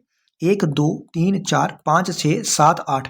सर अब क्या करते? अब तो 4 सर यहाँ पे छोड़ दिए, 4 यहाँ पे छोड़ दिए, अब तो कोई बचा ही नहीं। तो नहीं बचा तब भी मैं यहाँ पे ऐसे एरो डाल के लिखता कि ये 53 है। क्या लिखता? तब भी मैं यार क्या लिखता कि इसकी एवरेज क्या दी है मुझे, 53 दी है। अब देखो डिपेंड करता है कि उसने मुझे क्वेश्चन में क्या दिया है, ऑड नंबर्स बोले हैं कि इवन नंबर्स बोले हैं। अगर इवन नंबर्स बोला होता तो इसके अगला इवन नंबर कितना है 54, इसके पिछला इवन नंबर कितना है 52। अब मैं इवन नंबर लिखूंगा, 50 लिखूंगा, 48 लिखूंगा, 46 लिखूंगा, 56 लिखूंगा, 58 लिखूंगा, 60 लिखूंगा। अगर इसने मुझे ऑड बोला होता तो यहाँ पे क्या लिखता फिर मैं ये क्वेश्चन कैसे कर सकता था, क्योंकि 53 उसकी एवरेज है, उसका अगला ऑड नंबर कैसे आ सकता था फिर? ठीक है, तो इस हिसाब से आपको जब क्वेश्चन देगा वो, तो इस हिसाब से कंसेक्यूटिव वाले क्वेश्चन में आप ऐसा ही आपको करना है। ऐसा करने से ज्यादा इजी हो जाएगा। अगेन मर्जी किसकी? सरकार आपकी, मर्जी आपकी, जैसा आप लोग चाहो। ठीक है, अब एक क्वेश्चन और देखो जरा, रुको 1 मिनट। अब देखो इसमें भी ना आप लोग टाइम वेस्ट करते हो। क्वेश्चन है आपका 1 लाइन का, आप लोग टाइम वेस्ट करते हो बहुत ज्यादा। The average of 8 numbers, 8 number की एवरेज कितनी है? 27 है। If each of the number is multiply by 8, तो एवरेज क्या होगी? एवरेज भी 8 से मल्टीप्लाई हो जाएगी यार। देखो मैं सिंपल से आपको एक एग्जांपल लेके बताता हूँ। एक नंबर है मेरे पास कितना? एक नंबर है मेरे पास 2, एक नंबर है मेरे पास 3। ये मेरे पास 3 नंबर्स है, इनकी अगर मैं एवरेज देखूँ तो मेरे पास कितना आता है? 2 आता है। ठीक है, ये 3 नंबर्स हैं, अगर मैं एवरेज देखूँ तो 2 आता है। अगर मैं हर एक नंबर को 2 से मल्टीप्लाई कर लूँ, मान लो हर एक नंबर को 2 से मल्टीप्लाई कर दूंगा, तो ये कितना बन जाएगा? 2। ये कितना बन जाएगा? 4। ये कितना बन जाएगा? 6। ठीक है, अब मैं इनकी एवरेज देखूंगा तो 4 और 2 6, 6 और 6 कितना होता है? 12। 12 डिवाइडेड बाई 3 मतलब 4 आ जाएगा। अब एवरेज कितनी आ जाएगी? 4। तो मैंने क्या देखा, मैंने ये चीज देखी कि अगर मैं नंबर को 2 से मल्टीप्लाई कर रहा हूं, सारे को, लेकिन सबके सब नंबर को 2 से मल्टीप्लाई कर रहा हूं, तो जो एवरेज थी वो भी क्या हो जा रही है? 2 से मल्टीप्लाई। सिमिलरली पहले एवरेज कितनी थी यहाँ पे? 27। अब मैं सारे नंबर्स को जब 8 से मल्टीप्लाई कर रहा हूं, तो एवरेज भी 8 से मल्टीप्लाई हो जाएगी, मतलब एवरेज भी कितनी हो जाएगी? 27 मल्टीप्लाई बाय 8 हो जाएगी। कैसे कर सकते हो? 8 इंटू 20 मतलब 160, 8 इंटू 7 कितना होता है? 56। तो कितना आ जाएगा? 6 5 11 और ये 1 आ गया, 216 आपका क्या आ जाएगा? आंसर आ जाएगा। आई होप आपको ये क्लैरिटी जो है वो हो गई होगी। अब इसमें ज्यादा डाउट था नहीं एवरेज में, तो आई थिंक आपका एवरेज जो है वो यहाँ पे खत्म होता है। अब क्वेश्चन तो कभी खत्म नहीं होते, मैं चाहूं तो अब 1000 क्वेश्चन और करा सकता हूं, तो उससे मतलब है नहीं। ठीक है, तो अब मैं बढ़ता हूं किसकी तरफ? रेशो एंड प्रपोर्शन की तरफ। अब देखो हम लोग नेक्स्ट स्टार्ट कर रहे हैं रेशो एंड प्रपोर्शन। अब रेशो एंड प्रपोर्शन में क्या है, क्योंकि अब सारा चैप्टर लेके चलेंगे तो सारा चैप्टर तो बहुत बड़ा है, फिर इसमें ज्यादा डाउट्स नहीं है। इसमें जो जो चीजों में डाउट है वो मैं आपको बताऊंगा। देखो बच्चों को है इसमें कुछ किसमें, कॉइन्स वाले कंसेप्ट में सबसे पहला यहाँ पे डाउट है, और एक ऐसा क्वेश्चन है जो मैक्सिमम क्वेश्चन में, मैक्सिमम एग्जाम में पूछा जाता है। ऑल दो जेकेएसएसबी का इतना फेवरेट टॉपिक ये नहीं है, बट स्टिल हमको भरोसा नहीं होता जेकेएसबी भरोसे के लायक बिल्कुल भी नहीं है। तो कॉइन्स वाले कंसेप्ट में हमारे पास 2 टाइप के क्वेश्चन बनते हैं। टाइप नंबर 1 होता है, टाइप नंबर 2। इसके अलावा इसमें कोई भी क्वेश्चन नहीं बनता। अगर बनेगा तो वो इन्हीं टाइप से कहीं ना कहीं गुजर के जाएगा और आपका आंसर आ जाएगा इनसे ही। तो सबसे पहले आपको कॉइन समझाने के लिए मुझे मुझे थोड़ा सा मुझे आपके 2-4 मिनट चाहिए। 2-4 मिनट अगर दे दोगे तो आपको सही से समझ आएगा। तो मुझे बताओ कि मैंने मान लिया मेरे पास कुछ सिक्के हैं, ठीक है, मेरे पास कुछ कॉइन्स हैं, ठीक है, मेरे पास कुछ कॉइन है। कितने रुपए के? मेरे पास 1 रुपए के कॉइन भी है, मेरे पास 2 रुपए के कॉइन भी है, मेरे पास 5 रुपए के कॉइन भी है, मेरे पास 10 रुपए के कॉइन भी हैं। ये मेरे पास कॉइन्स हैं। मैंने नहीं बोला मेरे पास ये रुपीज है, मैंने बोला मेरे पास कॉइन्स है। कितने के? मेरे पास 1 रुपए का कॉइन भी है, मेरे पास 2 रुपए का भी है, मेरे पास 5 रुपए का भी है और मेरे पास 10 रुपए का भी है। ये मेरे पास क्या है? कॉइन है। ठीक है, इतना समझ आया आपको? दूसरी बार मैं आप क्या बोल रहा हूँ, यहाँ पे बोल रहा हूँ वैल्यू। ठीक है, वैल्यू या फिर कॉइन की वैल्यू जो है, कॉइन की वैल्यू नहीं, मनी की वैल्यू, यहाँ पे रुपीज में लिख रहा हूँ। ठीक है, और यहाँ पे मैं लिख रहा हूँ क्या? Number of coins. क्या लिख रहा हूँ? Number of coins. तो ध्यान से सुनते रहना। अगर मैं ऐसा बोलूं आपको कि बेटा मेरे पास 2 रुपए हैं, मेरे पास क्या है? 2 रुपए हैं। क्या है मेरे पास? 2 रुपए हैं। किस फॉर्म में? 1-1 रुपए की फॉर्म में। ठीक है, कॉइन्स क्या है मेरे पास? एक एक रुपए वाले कॉइन्स हैं और मेरे पास टोटल पैसे कितने हैं, मेरे पास 2 रुपए हैं। तो मुझे जरा बताओ मेरे पास कितने कॉइन्स होंगे। सर आप बोलोगे सर आपके पास टोटल मनी कितनी है, 2 रुपए है। और कितने वाले आपके पास कॉइन है, एक वाले आपके पास कॉइन है, तो डिवाइड बाय 1 करूंगा तो सर मेरे पास अगर 2 कॉइन्स होंगे एक एक रुपए वाले तभी तो मेरे पास 2 रुपए बनेंगे। मैंने बोला बिल्कुल सही बात बोल रहे हो आप। अगर मैंने ऐसे बोला कि मेरे पास 10 कॉइन है, क्या बोला, अब मैंने यहाँ उल्टा बोल रहा हूं। अब मैं क्या बोल रहा हूं कि मेरे पास नंबर ऑफ कॉइन्स बोल रहा हूं अभी कि नंबर ऑफ कॉइन्स कितने हैं, मेरे पास 10 हैं। किसके कॉइन्स है, 2 2 रुपए के 10 कॉइन्स है। तो मेरे पास कितनी पैसे हुए टोटल, मतलब मेरी मनी की वैल्यू कितनी हुई सर, टोटल 20 रुपए हो जाएंगे। क्यों, क्योंकि मेरे पास 10 कॉइन्स हैं 2 2 रुपए के। सिमिलरली मान लो कि मेरे पास पैसे हैं 15 रुपए, ठीक है, मेरे पास पैसे कितने हैं 15 रुपए, और मेरे पास कितने कॉइन्स हैं, मतलब कितने नहीं, मतलब किस किस के कॉइन्स है, मेरे पास 5 रुपए वाले कॉइन है। तो 5 रुपए वाले कॉइन से मुझे अगर 15 रुपए बनाने होंगे तो मैं कैसे करूंगा, मैं करूंगा 15 डिवाइड बाई 3, मतलब मेरे पास 3 कॉइन्स आएंगे। सॉरी 15 डिवाइड बाई 5 मतलब 3 कॉइन्स आएंगे। मतलब यहां से आप ये देख पा रहे हो कि अगर मुझे नंबर ऑफ कॉइन्स निकालने हो, ठीक है, मुझे नंबर ऑफ कॉइन्स अगर निकालने हो तो मैं क्या देखता हूं कि कितनी वैल्यू है मनी की, मतलब कितने पैसे मेरे पास हैं, डिवाइडेड बाय किसके कॉइन्स की बात की गई है, कितने रुपए वाले कॉइन्स, ठीक है, कितने रुपए वाले कॉइन्स। ठीक है, जैसे मान लो कि मुझे निकालना है कि मेरे यहाँ पे 50 रुपए है मान लो, ठीक है, मुझे निकालना है कितने नंबर ऑफ कॉइन्स है। तो मुझे कैसे निकालना है कितने नंबर ऑफ कॉइन्स, वैल्यू कितनी है मेरी मनी की, मेरी मनी की वैल्यू है 50 रुपए। तो 50 डिवाइडेड बाय कितने रुपए वाले कॉइन है, 10 रुपए वाले कॉइन है, तो डिवाइडेड बाय 10 कर दूंगा तो कितना आ जाएगा 5। इसका मतलब मेरे पास 5 कॉइन्स होंगे 10 10 वाले, तो मेरे पास कितना पैसा बन जाएगा, मेरे पास 50 रुपए बन जाएंगे। तो यही आपका क्वेश्चन बनता है। आपको क्या, आपको डाउट कहां पे आता है, आपको यही डाउट आता है कि आपको ना ही उसकी वैल्यू बनाने आती है कई बार, ना आपको उसको नंबर ऑफ कॉइन्स बनाने आते हैं कई बार। एक बार आपको क्वेश्चन में वैल्यू दी होगी, एक बार आपको क्वेश्चन में नंबर ऑफ कॉइन्स दिए होंगे, बस ये तो आपको बोला ही होता है कि मेरे पास 25 पैसा के कॉइन है, मेरे पास 1 रुपए के कॉइन है, मेरे पास 2 रुपए के कॉइन है, मेरे पास 5 रुपए के कॉइन है, इस तरह से आपको बोला होता है ना। तो बस इसी तरह का आपका क्वेश्चन आएगा। अब मान लो यहाँ पे सपोज मैंने ऐसे 25 पैसा बोल दिया, ठीक है, अब मैंने क्या बोल दिया, यहाँ पे मेरे पास क्या है 25 पैसा के कॉइन है, ठीक है, 25 पैसा के कॉइन है और टोटल मुझे कितने पैसे बनाने हैं, 2 रुपए बनाने हैं। तो आप लोग क्या करोगे, वही कितने कॉइन्स होंगे, नंबर ऑफ कॉइन्स किसके बराबर आते हैं, वही वैल्यू कितनी बनानी है, 2 रुपए बनानी है, डिवाइडेड बाय कितने वाले कॉइन्स है, 25 पैसा वाले। तो अब मैं यहाँ पे 25 पैसा नहीं लिखूंगा क्योंकि ये रुपीज मैंने लिखा, या तो फिर मैं इसको भी पैसा में कन्वर्ट कर दूंगा, कितने हो गए 200 पैसा, डिवाइडेड बाय 25 करूंगा तो कितना आ जाएगा 8, मतलब 25 पैसा के 8 कॉइन्स होंगे तब जाके मेरे पास 2 रुपए बनेंगे। तो या तो दोनों को पैसा में कन्वर्ट कर लो, या तो आप ऐसा कर सकते थे कि 2 रुपए को 25 पैसा को रुपए में कन्वर्ट कर लिया तो 25 डिवाइडेड बाय 100 होता है, तो 100 चला गया ऊपर, तो काटूंगा तो कितना आ जाएगा, तब भी आ जाएगा मेरे पास 8। बस ये आपका क्वेश्चन है, ये आपके डाउट है, इसके आपके अभी जो भी पूछा होगा, जो भी टाइप ऑफ क्वेश्चन होगा कॉइन्स का, हर एक क्वेश्चन आपका क्लियर होगा। जैसे मैं आपका एक क्वेश्चन लेके चलता हूं। अब देखो आपके सामने ये क्वेश्चन है, आपको क्या करना है, सबसे पहले आपको किस किस के कॉइन दिए हैं, आपको 1 रुपया है, 50 पैसे है, 25 पैसे है। सबसे पहले आपको ऊपर लिख लेना है मुझे किस किस के कॉइन दिए हैं। मुझे 1 रुपए का कॉइन दिए हैं, मुझे 50 पैसा के कॉइन दिए हैं, मुझे 25 पैसा के कॉइन दिए हैं। ये 3 चीजें मुझे दे रखी है, वो लिख लो। उसके बाद क्या बोला है कि वैल्यू जो है हर एक कॉइन की वो इस रेशो में है। तो यहाँ पे क्या लिख लो, वैल्यू लिख लो। क्या लिख लो, वैल्यू लिख लो कि हर एक कॉइन की वैल्यू कितनी है। यहाँ पे 8 है, यहाँ पे 4 है, यहाँ पे 3 है, इस तरह से दिया गया है। अब मुझे खुद बताओ, जैसे मैंने ऊपर आपको पढ़ाया था, अभी देखो ध्यान से क्या पढ़ाया था कि यहाँ पे लिख लो पहले, सबसे पहले कि कॉइन कौन कौन से दिए हैं, उसके बाद कितनी उसकी वैल्यू है, और नंबर ऑफ कॉइन्स कितने हैं। ये तीनों आपको निकाल के चलना है, ठीक है। यहाँ पे क्या लिख लो, नंबर ऑफ कॉइन्स कितने हैं, क्या लिखूंगा, नंबर ऑफ कॉइन्स जो है वो कितने हैं। अभी मान लो देखो, अगर मेरे पास 1 1 रुपए के कॉइन है और टोटल वैल्यू मेरे पास उसकी 8 रुपए है मान लो, तो मेरे पास कितने कॉइन्स होंगे सर। नंबर ऑफ कॉइन्स निकालने का आपने फॉर्मूला बताया था यहाँ पे कि जितनी भी वैल्यू है और जितने वाले कॉइन है उससे डिवाइड कर दो। वैल्यू कितनी है सर 8, कितने वाले कॉइन है, एक वाले, तो कितने नंबर ऑफ कॉइन्स आ जाएंगे, 8 आ जाएंगे। अब मैं बार बार ये सारा यहाँ पे नहीं लिखूंगा, समझ जाना यहाँ पे कितना आ जाएगा 8। यहाँ पे वैल्यू कितनी आएगी सर, टोटल कितना है यहाँ पे वैल्यू 4, और 50 50 वाले क्या कॉइन है, 50 पैसा वाले हैं, तो मुझे क्या करना पड़ेगा, इसको भी पैसा में डिवाइडेड बाय 50, तो कितना आएगा 50 40 बाय 8 कितना होता है, एक सेकेंड रुको जरा, ये 4 है ना, तो 5, एक सेकेंड क्या किया मैंने ये, ठीक है। तो यहाँ पे मेरा कितना आ जाएगा, इसको अगर मैं काटूंगा तो 8 आ जाएगा। इसका मतलब अगर 50 50 पैसा के मेरे पास 8 कॉइन्स होंगे तभी मेरे पास क्या बनेंगे, 4 रुपए बनेंगे। सिमिलरली यहाँ पे मुझे क्या चाहिए, यहाँ पे मुझे 25 पैसा के मेरे पास कॉइन है, लेकिन बनाने कितने हैं, मुझे 3 रुपए बनाने हैं। तो नंबर ऑफ कॉइन्स कितने हो गए, 3 रुपए, मतलब 300 पैसा। पैसा में क्यों कन्वर्ट कर रहा हूँ, यहाँ पे क्यों नहीं किया था, क्योंकि यहाँ पे 1 रुपया दिया था, 1 रुपए का कॉइन, और यहाँ पे भी मुझे वैल्यू रुपीज में होती है। यहाँ पे पैसा है और यहाँ पे रुपीज है, इसीलिए मुझे कन्वर्ट करना पड़ रहा है। या तो रुपीज को पैसा में कर लो, या तो पैसा को रुपीज में कर लो, बात एक ही है। यहाँ से काटूंगा तो आपको पता है 25 इंटू 4 कितना होता है 100, 4 इंटू 3 कितना होता है 12, तो यहाँ पे कितना आ जाएगा 12। अब मेरे पास क्या आ गया, नंबर ऑफ कॉइन्स मेरे निकल चुके हैं। मैंने नंबर ऑफ कॉइन्स निकाले क्यों, मुझे क्यों इतनी चुल मची थी कि मैं नंबर ऑफ कॉइन्स निकालूं, मैंने इसलिए निकाले क्योंकि मुझे उसने नंबर ऑफ कॉइन्स ही दे रखे थे क्वेश्चन में। नंबर ऑफ कॉइन्स उसने कितने दे रखे थे मुझे 280। यहां से नंबर ऑफ कॉइन्स कितने आए, 8 और 8 कितना होता है 16, 16 और 12 कितना होता है 28, तो नंबर ऑफ कॉइन्स कितने आए 28। उसने मुझे कितने दे रखे हैं 280। इसका मतलब एक की वैल्यू कितनी हो गई 10 के बराबर हो गई। एक रेशो की वैल्यू 10 के बराबर। 50 पैसा के कॉइन्स निकालने हैं ना, निकालने क्या है नंबर ऑफ कॉइन्स किसके 50 पैसा के, कितने हैं 8, तो 8 रेशो की वैल्यू कितनी हो जाएगी 8 इंटू 10 मतलब 80 हो जाएगा। तो आया समझ।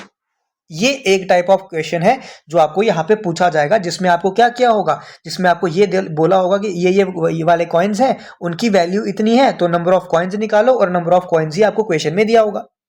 दूसरा टाइप क्या आएगा, इसी टाइप को अगर मैं मिटा दूं, मतलब मान लो कि मैं इसको मिटा दूं, मैं क्या करूं, मैं यहाँ पे नंबर ऑफ कॉइन्स आपको दे दूं, नंबर ऑफ कॉइन्स दे दूं मतलब मैं बोल देता हूं कि 1 रुपए के मेरे पास 8 कॉइन्स हैं, तो आपको फिर वैल्यू निकालनी पड़ेगी। अगर 1 रुपए के मेरे पास 8 कॉइन्स हैं मतलब वैल्यू कितनी होगी उसकी 8 होगी।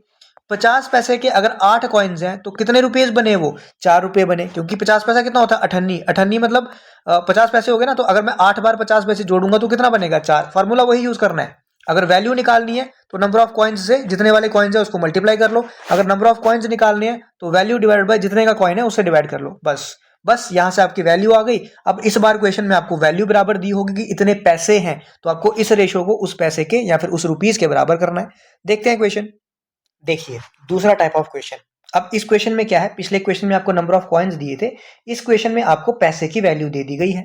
सबसे पहले आपको क्या लिखना है, कॉइन्स किस किस के कॉइन्स आपको दे दिए गए हैं, इसी स्टेप्स को फॉलो करोगे इस स्टेप्स को तो आप आसानी से कर पाओगे। 1 रुपए के कॉइन दिए गए हैं, 50 पैसा के कॉइन दिए गए हैं और 25 पैसा के कॉइन दिए गए हैं, ठीक है। और क्या बोला है यहाँ पे, क्या बोला है 25 पैसा कॉइन इन द रेशो, मतलब नंबर ऑफ कॉइन्स यहाँ पे मुझे दे दिए गए हैं। क्या बोला है इस केस में मुझे नंबर ऑफ कॉइन्स जो है वो दे दिए गए हैं, मतलब यहाँ पे मैं लिखूंगा नंबर ऑफ कॉइन्स जो है वो मुझे किस रेशो में दे दिए गए, वो 5, 6 और 8, और यहाँ पे मुझे क्या लिखना पड़ेगा, उसकी लिखनी पड़ेगी वैल्यू, ठीक है। अब मुझे खुद बताओ भैया, 1 रुपए के अगर आपके पास पांच कॉइन्स हैं तो कितने पैसे होंगे 5 रुपए होंगे। 50 पैसा के अगर आपके पास 6 कॉइन्स हैं तो कितने रुपए होंगे 3 रुपए होंगे। 25 पैसा के अगर आपके पास 8 कॉइन्स होंगे तो कितने पैसे होंगे 4 रुपए होंगे। समझ आ रहा है मैं कैसे लिख रहा हूं ये, ठीक है। 25 पैसा के अगर एक सेकेंड, 25 पैसा के 4 रुपए नहीं, 25 पैसा के 8 कॉइन्स होंगे तो 2 रुपए होंगे, ठीक है। क्योंकि 25 पैसा 25 पैसा 25 पैसा 25 पैसा 4 बार 25 पैसा करता हूं तो 1 रुपया बनता है, ये 8 बार है तो कितने हो जाएंगे 2 रुपए हो जाएंगे। या फिर आप सिंपली ऐसा कर सकते हो, आपको पता है कि नंबर ऑफ कॉइन्स जो है वो किसके बराबर होते हैं, वैल्यू डिवाइडेड बाय कितने का कॉइन था, ठीक है, कितने का कॉइन था। अब आपको यहाँ पे निकालना क्या था, उसकी वैल्यू निकालनी थी। तो कॉइन्स कितने थे आपके पास 8, और कितने का कॉइन था 25 पैसा का कॉइन था। अब 25 पैसा था तो आपको क्या करना पड़ता है, इसको कन्वर्ट करना पड़ता है किसमें, रुपीज में। तो 25 4 से काटा तो 2, तो कितने आपके वैल्यू कितनी आ गई आपके पास 2 रुपए आ गए। अब आपको इस बार क्या दिया था, इस बार आपको रुपीज दिए थे, मतलब वैल्यू दी थी, इसीलिए मैंने यहाँ पे भी क्या किया, इसलिए मैंने यहाँ पे भी वैल्यू निकाली। 5 और 3 8, 8 और 2 10, तो यहाँ पे मुझे वैल्यू कितनी आ रही है 10, और मुझे कितनी दी है 210। इसका मतलब 10 की वैल्यू मुझे कितनी दी है 210 के बराबर दी है। तो 1 की वैल्यू यहाँ से कितनी हो जाएगी 21 हो जाएगी। जैसे ही 1 की वैल्यू 21 होगी, अब देखो क्या पूछा है, कैसे पूछा है, सब निकाल डालो। Find the number of coins of each kind, हर एक काइंड के कितने नंबर ऑफ कॉइन्स थे। तो 1 रुपए के 5 कॉइन्स थे तो 5 इंटू 21 कर लो। 50 पैसा के 6 कॉइन्स थे तो 6 इंटू 21 हो गया। 25 पैसा के 8 कॉइन्स थे तो 8 इंटू 21 हो गया। तो जो भी आपको पूछा यहां से आप आराम से निकाल सकते हो, ठीक है। समझ आ गया आपको क्या बोला मैंने, क्या निकालना है। यहाँ पे हर एक के निकालने थे तो मैं ऐसा बोल सकता हूँ कि 1 रुपए के कॉइन्स जो है वो कितने हैं 5 रेशो थी, 1 रेशो 21 के बराबर है, तो 5 रेशो 5 इंटू 21। उसके बाद मेरे पास 50 पैसा के कितने कॉइन्स होंगे 6 रेशो थी, 6 इंटू 21। उसके बाद मेरे पास 25 पैसा के कितने होंगे 8 इंटू 21। तो जो भी आएगा वो आप कर सकते हो, बट मेरा मकसद था आपको कंसेप्ट समझाना। आई होप आपको कंसेप्ट आ गया होगा। इसके अलावा आपको क्वेश्चन इसमें से नहीं बनता, अगर कुछ बनता भी है एक्स्ट्रा तो वो इन्हीं में से निकल जाएगा आपका, ठीक है। कई बार आपको ये पूछा होगा कि difference between the number of coins of 1 रुपए और 25 पैसा, तो इनके बीच में डिफरेंस कितना है 3 रेशो का। 1 रेशो 21 है तो 3 रेशो कितना आ जाएगा 3 इंटू 21। कई बार बोला होगा तीनों का एवरेज निकालो नंबर ऑफ कॉइन्स का, तो तीनों का एवरेज यहाँ से ऐड करोगे, 8 6 5 कितना होता है 11, यहाँ पे 8 कितना हो गया 19, 19 डिवाइड बाई 3, ये इतना रेशो बन रहा है। अगर 1:21 है तो 19 डिवाइड बाई 3 इंटू 21 कर दो, 3 इंटू 7, 19 इंटू 7 करके, मतलब ये सारी चीजें करके आपके पास जो भी पूछा होगा आपको रेशो निकालनी है, बस तीनों चीजों की, कॉइन्स लिखनी है, नंबर ऑफ कॉइन्स लिखनी है, वैल्यू लिखनी है। ये आपने जब निकाल दिया उसके बाद क्वेश्चन में देखो वैल्यू दी है कि नंबर ऑफ कॉइन्स दी है, जो दी है उसको इक्वेट करके उसके बराबर कर दो, आंसर निकालो, खत्म करो, बढ़ो आगे। अब दूसरा कंसेप्ट जिसमें प्रॉब्लम है बच्चों को, वो कंसेप्ट है आपका fresh fruit and dry fruit. ठीक है, कौन सा कंसेप्ट है? Fresh fruit and dry fruit. All दो ये भी जेकेएसएसबी बहुत बार नहीं पूछता है, इसीलिए हमको हमारे लिए इंपॉर्टेंट बन जाता है, क्योंकि जो नहीं पूछता वही जेकेएसएसबी अगली बार करता है। तो इसमें क्या होता है, देखो मान लो जैसे मैं ग्रेप्स, मतलब आपका बाहर से ग्रेप्स लेके आया, ठीक है, बाहर से अंगूर लेके आया। अब अंगूर जब मैं लेके आया तो वो कुछ मतलब ऐसे भरे भरे दाने थे उसके, ठीक है, भरे भरे दाने थे, लेकिन जब मैंने उसको क्या रखा, मान लो मैंने उसको धूप में रख दिया, ठीक है, मान लो मैंने क्या किया, उसको धूप में रख दिया या मैंने उसको सुखा दिया, थोड़े दिन मैंने बाहर रख दिया, तो वो पिचक के क्या बन जाएगी, किशमिश बन जाएगी। ठीक है, पिचक जाएगी और क्या बनेगी, वो सोंगी किशमिश बन जाएगी। तो इसका मतलब उसके अंदर जो पानी था वो सूख गया। ठीक है, उसके अंदर जो पानी था वो क्या हो गया, वो इवेपोरेट हो गया। लेकिन उसके अंदर जो पल्प था, ठीक है, एक ग्रेप्स के अंदर था क्या, एक तो था उसके अंदर पानी, एक तो था उसके अंदर पल्प। जो पानी था वो तो चलो इवेपोरेट हो गया, लेकिन क्या पल्प भी इवेपोरेट हुआ हो गया क्या, नहीं। मतलब ये है कि चाहे वो फ्रेश फ्रूट हो, चाहे वो सूखा हुआ ड्राई फ्रूट हो, जो उसके अंदर पल्प की क्वांटिटी होती है वो सेम रहती है। इन अ सिमिलर वे मैं ऑरेंज की बात करता हूं। ठीक है, मैं किसकी बात करता हूं, मैं ऑरेंज की बात करता हूं। मैंने ऑरेंज ले आया, मैं बाहर से मार्केट से ऑरेंज ले आया, बहुत जबरदस्त ऑरेंज, नागपुरी ऑरेंज में ले आया यहां से कहीं से। ठीक है, अब जब मैंने उसको 2 से 3 दिन 4 दिन, मैंने मान लो कि 2 दिन ही मान लो कि मैंने कड़कती धूप में, जिस टाइप की अभी धूप चल रही है, मैंने रखा उसको, तो वो सारा जितना भी उसके अंदर जूस था, वो जूस सारा का सारा क्या हो जाएगा, वो जूस सारा का सारा इवेपोरेट हो जाएगा। बचेगा क्या उसके अंदर, वो खाली जो उसका मतलब पार्ट है, वो व्हाइट पार्ट, जो क्या बोलते हैं, धागे धुगे होते हैं उसके बीच में, जो भी है वो पार्ट बचेगा। तो मतलब यहां से ये कहने का मतलब हुआ कि पल्प जो है उसका वो हमेशा सेम रहता है, लेकिन वो जो पानी वगैरह है उसमें क्वांटिटी, जूस है, जो भी लिक्विड की क्वांटिटी है वो इवेपोरेट हो सकता है, लेकिन पल्प की क्वांटिटी हमेशा सेम रहती है। तो यहाँ कंसेप्ट से हमको क्या सीखने को मिला, यहां से हमको ये सीखने को मिला कि पल्प जो है ऑलवेज रिमेन्स कांस्टेंट भी बोल सकता हूं, सेम बोल सकता हूं, कुछ भी बोलो। ठीक है, सेम, ये सेम रहता है, मतलब ये चेंज नहीं होता। मतलब मुझे अब 2 चीजें दी होंगी, मान लेना मुझे क्या किया होगा, मुझे 2 चीज दी होगी, मुझे एक दिया होगा ड्राई फ्रूट और एक दिया होगा वेट फ्रूट, ऐसा बोला होगा। ठीक है, या फिर वेट फ्रूट ना बोल के उसने फ्रेश फ्रूट बोला होगा। फ्रेश फ्रूट मतलब वही हो गया, ठीक है, अभी अभी मार्केट से लाया। तो मुझे क्या बोला होगा, मुझे बोला होगा कि ड्राई फ्रूट को मैंने या तो फ्रेश फ्रूट में कन्वर्ट कर दिया, ड्राई फ्रूट को तो कर ही नहीं सकते फ्रेश फ्रूट में कन्वर्ट, कैसी पागल बातें कर रहा हूं मैं, फ्रेश फ्रूट को ड्राई फ्रूट में कन्वर्ट कर दिया। ठीक है, ये तो हो ही नहीं सकता। फ्रेश फ्रूट को क्या किया है, ड्राई फ्रूट को कन्वर्ट, ड्राई फ्रूट में कन्वर्ट किया। तो बोला गया होगा कि कितने केजी ड्राई फ्रेश फ्रूट से कितने केजी ड्राई फ्रूट जो है वो बन सकता है, कितने केजी फ्रेश फ्रूट से कितने केजी ड्राई फ्रूट बन सकता है, मतलब कुछ इस टाइप का मेरे पास वो होगा, सोल्यूशन होगा। ठीक है, इस टाइप का कुछ क्वेश्चन होगा मेरे पास। लेकिन मुझे ध्यान क्या रखना है, कुछ भी दिया होगा मुझे उससे कोई फर्क नहीं पड़ता। मुझे फर्क किससे पड़ता है, मुझे इससे फर्क पड़ता है कि पल्प जो है वो हमेशा सेम रहना चाहिए। तो ये एक टाइप ऑफ क्वेश्चन है। अब मैं आपको जरा क्वेश्चन बताऊं, कि क्वेश्चन लिख के बताऊं कि क्वेश्चन था क्या, फिर आपको देखते हैं। तो देखो जरा, मुझे क्या बोल रहा है, मुझे बोल रहा है सॉरी सॉरी नहीं बोल रहा है, मतलब मुझे वो बोल रहा है फ्रेश फ्रूट कंटेन्स 80% वाटर। मतलब मेरे पास 2 चीजें हैं, एक मेरे पास क्या है, एक सेकेंड जरा, एक मेरे पास क्या है, यहाँ पे फ्रेश फ्रूट है, ठीक है, और दूसरा मेरे पास क्या है, यहाँ पे ड्राई फ्रूट है। ठीक है, मुझे ज्यादा ड्राई फ्रूट पसंद है। ठीक है, उसके बाद क्या होगा, फ्रेश फ्रूट में क्या बोल रहा है वो 80% वाटर है। मतलब फ्रेश फ्रूट में अगर 80% वाटर है, इसका मतलब 20% क्या होगा, उसमें पल्प होगा, होगा कि नहीं। और ड्राई फ्रूट में वो बोल रहा है 15% वाटर है। ड्राई फ्रूट में क्या है, 15% क्या है, वाटर। तो ड्राई फ्रूट में अगर 15% वाटर है तो इसमें 85% क्या होगा, इसमें 85% पल्प होगा। अब मैंने क्या बोला, मैंने आपको अभी थोड़ी देर पहले कि पल्प जो है वो हमेशा क्या रहता है, सेम रहता है। इसका मतलब जो 20% पल्प है फ्रेश फ्रूट का, वो बराबर होगा 80% पल्प, 85% पल्प जो है वो ड्राई फ्रूट में। बोला गया है how many KGs of dry fruit can be obtained out of 255 KG fresh fruits. Fresh fruits कितने दिए हैं, 255 केजी। तो अभी बोला पल्प सेम रहता है, मतलब 20% of fresh fruits, fresh fruit कितने हैं, 255 केजी। ये बराबर होगा किसके, 85% ऑफ ड्राई फ्रूट। तो मुझे निकालने हैं, तो यहाँ पे मैं डीएफ लिख देता हूं। ठीक है, जीएफ नहीं है, डीएफ है। तो ये 100 से ये 100 गया। ठीक है, अब मुझे क्या करना है, मुझे तो बस इसको सॉल्व करना है। सॉल्व करने जाऊंगा तो मैं अगर इसको काटूंगा 85 इंटू 3 करूंगा तो मेरे पास 255 आता है। तो ड्राई फ्रूट मेरे पास कितना आ गया 20 इंटू 3 मतलब 60 kg। तो ये मेरा आंसर हो गया। मतलब मुझे क्या करना था, मुझे सिर्फ और सिर्फ पल्प को करना था इक्वेट। अगर मुझे ड्राई फ्रूट पूछा होता तो भी, अगर मुझे फ्रेश फ्रूट पूछा होता तो भी। अगर फ्रेश फ्रूट पूछा होता तो यहाँ पे फ्रेश फ्रूट लिख लेता, ड्राई फ्रूट दिया होता वहां पे इसकी वैल्यू लिख लेता जो भी दी है। तो ये आपका एक टाइप ऑफ क्वेश्चन है जिसमें इसमें भी बच्चों को दिक्कत होती है, बच्चों को पूछा जा सकता है और आपको यहाँ पे कंफ्यूजन क्रिएट हो सकती है। ठीक है, इतना समझ आया आपको। एक और चीज है जहां पे बच्चों के सवाल आ रहे हैं, आने तो नहीं चाहिए थे बट स्टिल बच्चों के सवाल आ रहे हैं। किस टाइप में? यूनिफॉर्म रेशो वाले सवाल में। किस सवाल में? यूनिफॉर्म रेशो वाले सवाल में बच्चों के डाउट है। बच्चों का डाउट ये पूछा जा रहा है कि हमको A रेशो B दिया है, हमको B रेशो C भी दिया है, हमको C रेशो D भी दिया है, हमको A रेशो D निकालना है, तो भैया कैसे निकालें? तो ये तो मैं बहुत बार बता चुका हूँ यार आपको। इसमें क्या डाउट है आपको? मैंने आपको कितनी बार बोला, जैसे A रेशो B दिया हो, B रेशो C दिया हो, C रेशो D दिया हो और निकालना हो, मान लो A रेशो D निकालना है या आपको निकालना है A ratio B ratio C ratio D, ऐसे पूरा निकालना है तो भी इसको पूरा लिख लो ऐसे, A फिर B फिर C फिर D ऐसे लिख लो। अब देखो A रेशो B क्या दी है, मान लो A रेशो B आपको 2 रेशो 3 दी थी तो इसकी जगह 2 रेशो 3 लिख लो।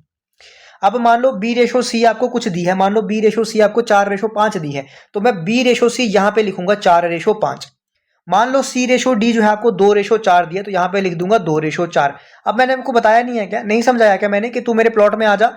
ये बोलता है C उसको बोलता है B को, सॉरी B बोलता है C को कि तू मेरे प्लॉट में आ जा, तो यहां पे भी आ जाता है। ये आगे बोलेगा तू मेरे प्लॉट में आ जा तो यहां पे भी 3 आ जाता है। ये बोलेगा मेरे प्लॉट में, ये बोलेगा मेरे प्लॉट में तो 4, ये बोलेगा मेरे प्लॉट में, ये बोलेगा मेरे प्लॉट में, तो यहां पे आपका सारा कुछ निकल के आ गया। अब आपको जो भी निकालना हो आप निकाल सकते हो। मान लो आपको A रेशो D ही निकालना है तो आपको B और C से यहाँ पे कोई मतलब नहीं है, आपको सिर्फ मतलब है A और D से। अगर A और D से मतलब है तो जो कटता है पहले काट लो, अगर आप काटना चाहो तो। जैसे यहाँ पे 4 और 4 जो है वो कटता था तो मैंने काट लिया। अगर आप यहां नहीं काटना चाहते तो भी कोई दिक्कत नहीं है, मल्टीप्लाई कर लो। 4 इंटू 2 8, 8 इंटू 2 कितना होता है 16, तो यहाँ पे कितना आ जाएगा 16। यहाँ पे 5 इंटू 3 15, 15 इंटू 4 कितना होता है 60, तो यहाँ पे आ जाएगा 60। अब भी करता है तो 4 इंटू 4 16, 4 इंटू 15 60, तो आपका यहां से आंसर निकल के आ सकता है। अगर आपको पूछा होगा A रेशो D सिर्फ। अगर आपको A रेशो D नहीं पूछा, आपको पूरी रेशो पूछी है मान लो, तो अब मैं ये मिटा रहा हूं। अगर आपको A रेशो D ना पूछ के पूरा पूछा है कि A B C D निकालना है पूरा, तो बस काटना शुरू कर दो, क्योंकि यहां पे काट लोगे तो ज्यादा आसानी होगी, आगे मल्टीप्लाई करके काटोगे तो थोड़ी सी मुश्किल हो सकती है। जैसे मुझे दिखा यहां पे 2 है, यहां पे भी 2 है, यहां पे भी 2 है, यहां पे 2 इंटू 2 क्या है 4 कट सकता है। यहां पे और मैं कुछ काट सकता हूं क्या? यहां पे 2 है, यहाँ एक सेकंड रुको जरा, यहाँ पे 2 है लेकिन यहाँ कहीं 2 का मल्टीपल नहीं है, नहीं काट सकता, तो और मैं कुछ भी नहीं काट सकता। कितना बचा 4 इंटू 2, यहाँ से बचा मेरे पास 8। यहाँ पे कितना बचा 4 इंटू 3, यहाँ पे बचा 12। यहाँ पे 8 5 इंटू 3 15, यहाँ पे 5 इंटू 2 10 और 3 30। तो ये मेरे पास रेशो जो है वो बन चुकी है।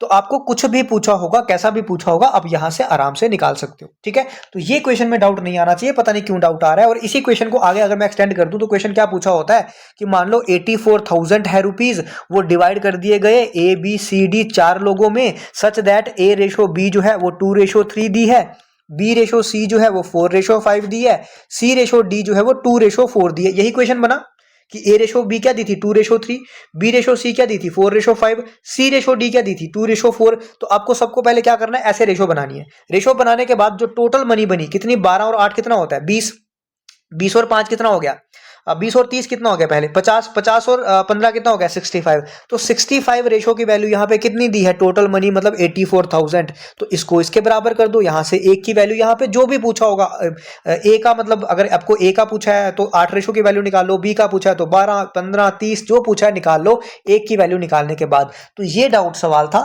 तो ये सवाल अलग से कराने में कोई मतलब, अब मुझे देखो मुझे कोई दिक्कत वैसे है नहीं। अब बच्चे कई बार क्या होता है ना, कोई कुछ बच्चे कई बार ऑफेंड हो जाते हैं। कैसे?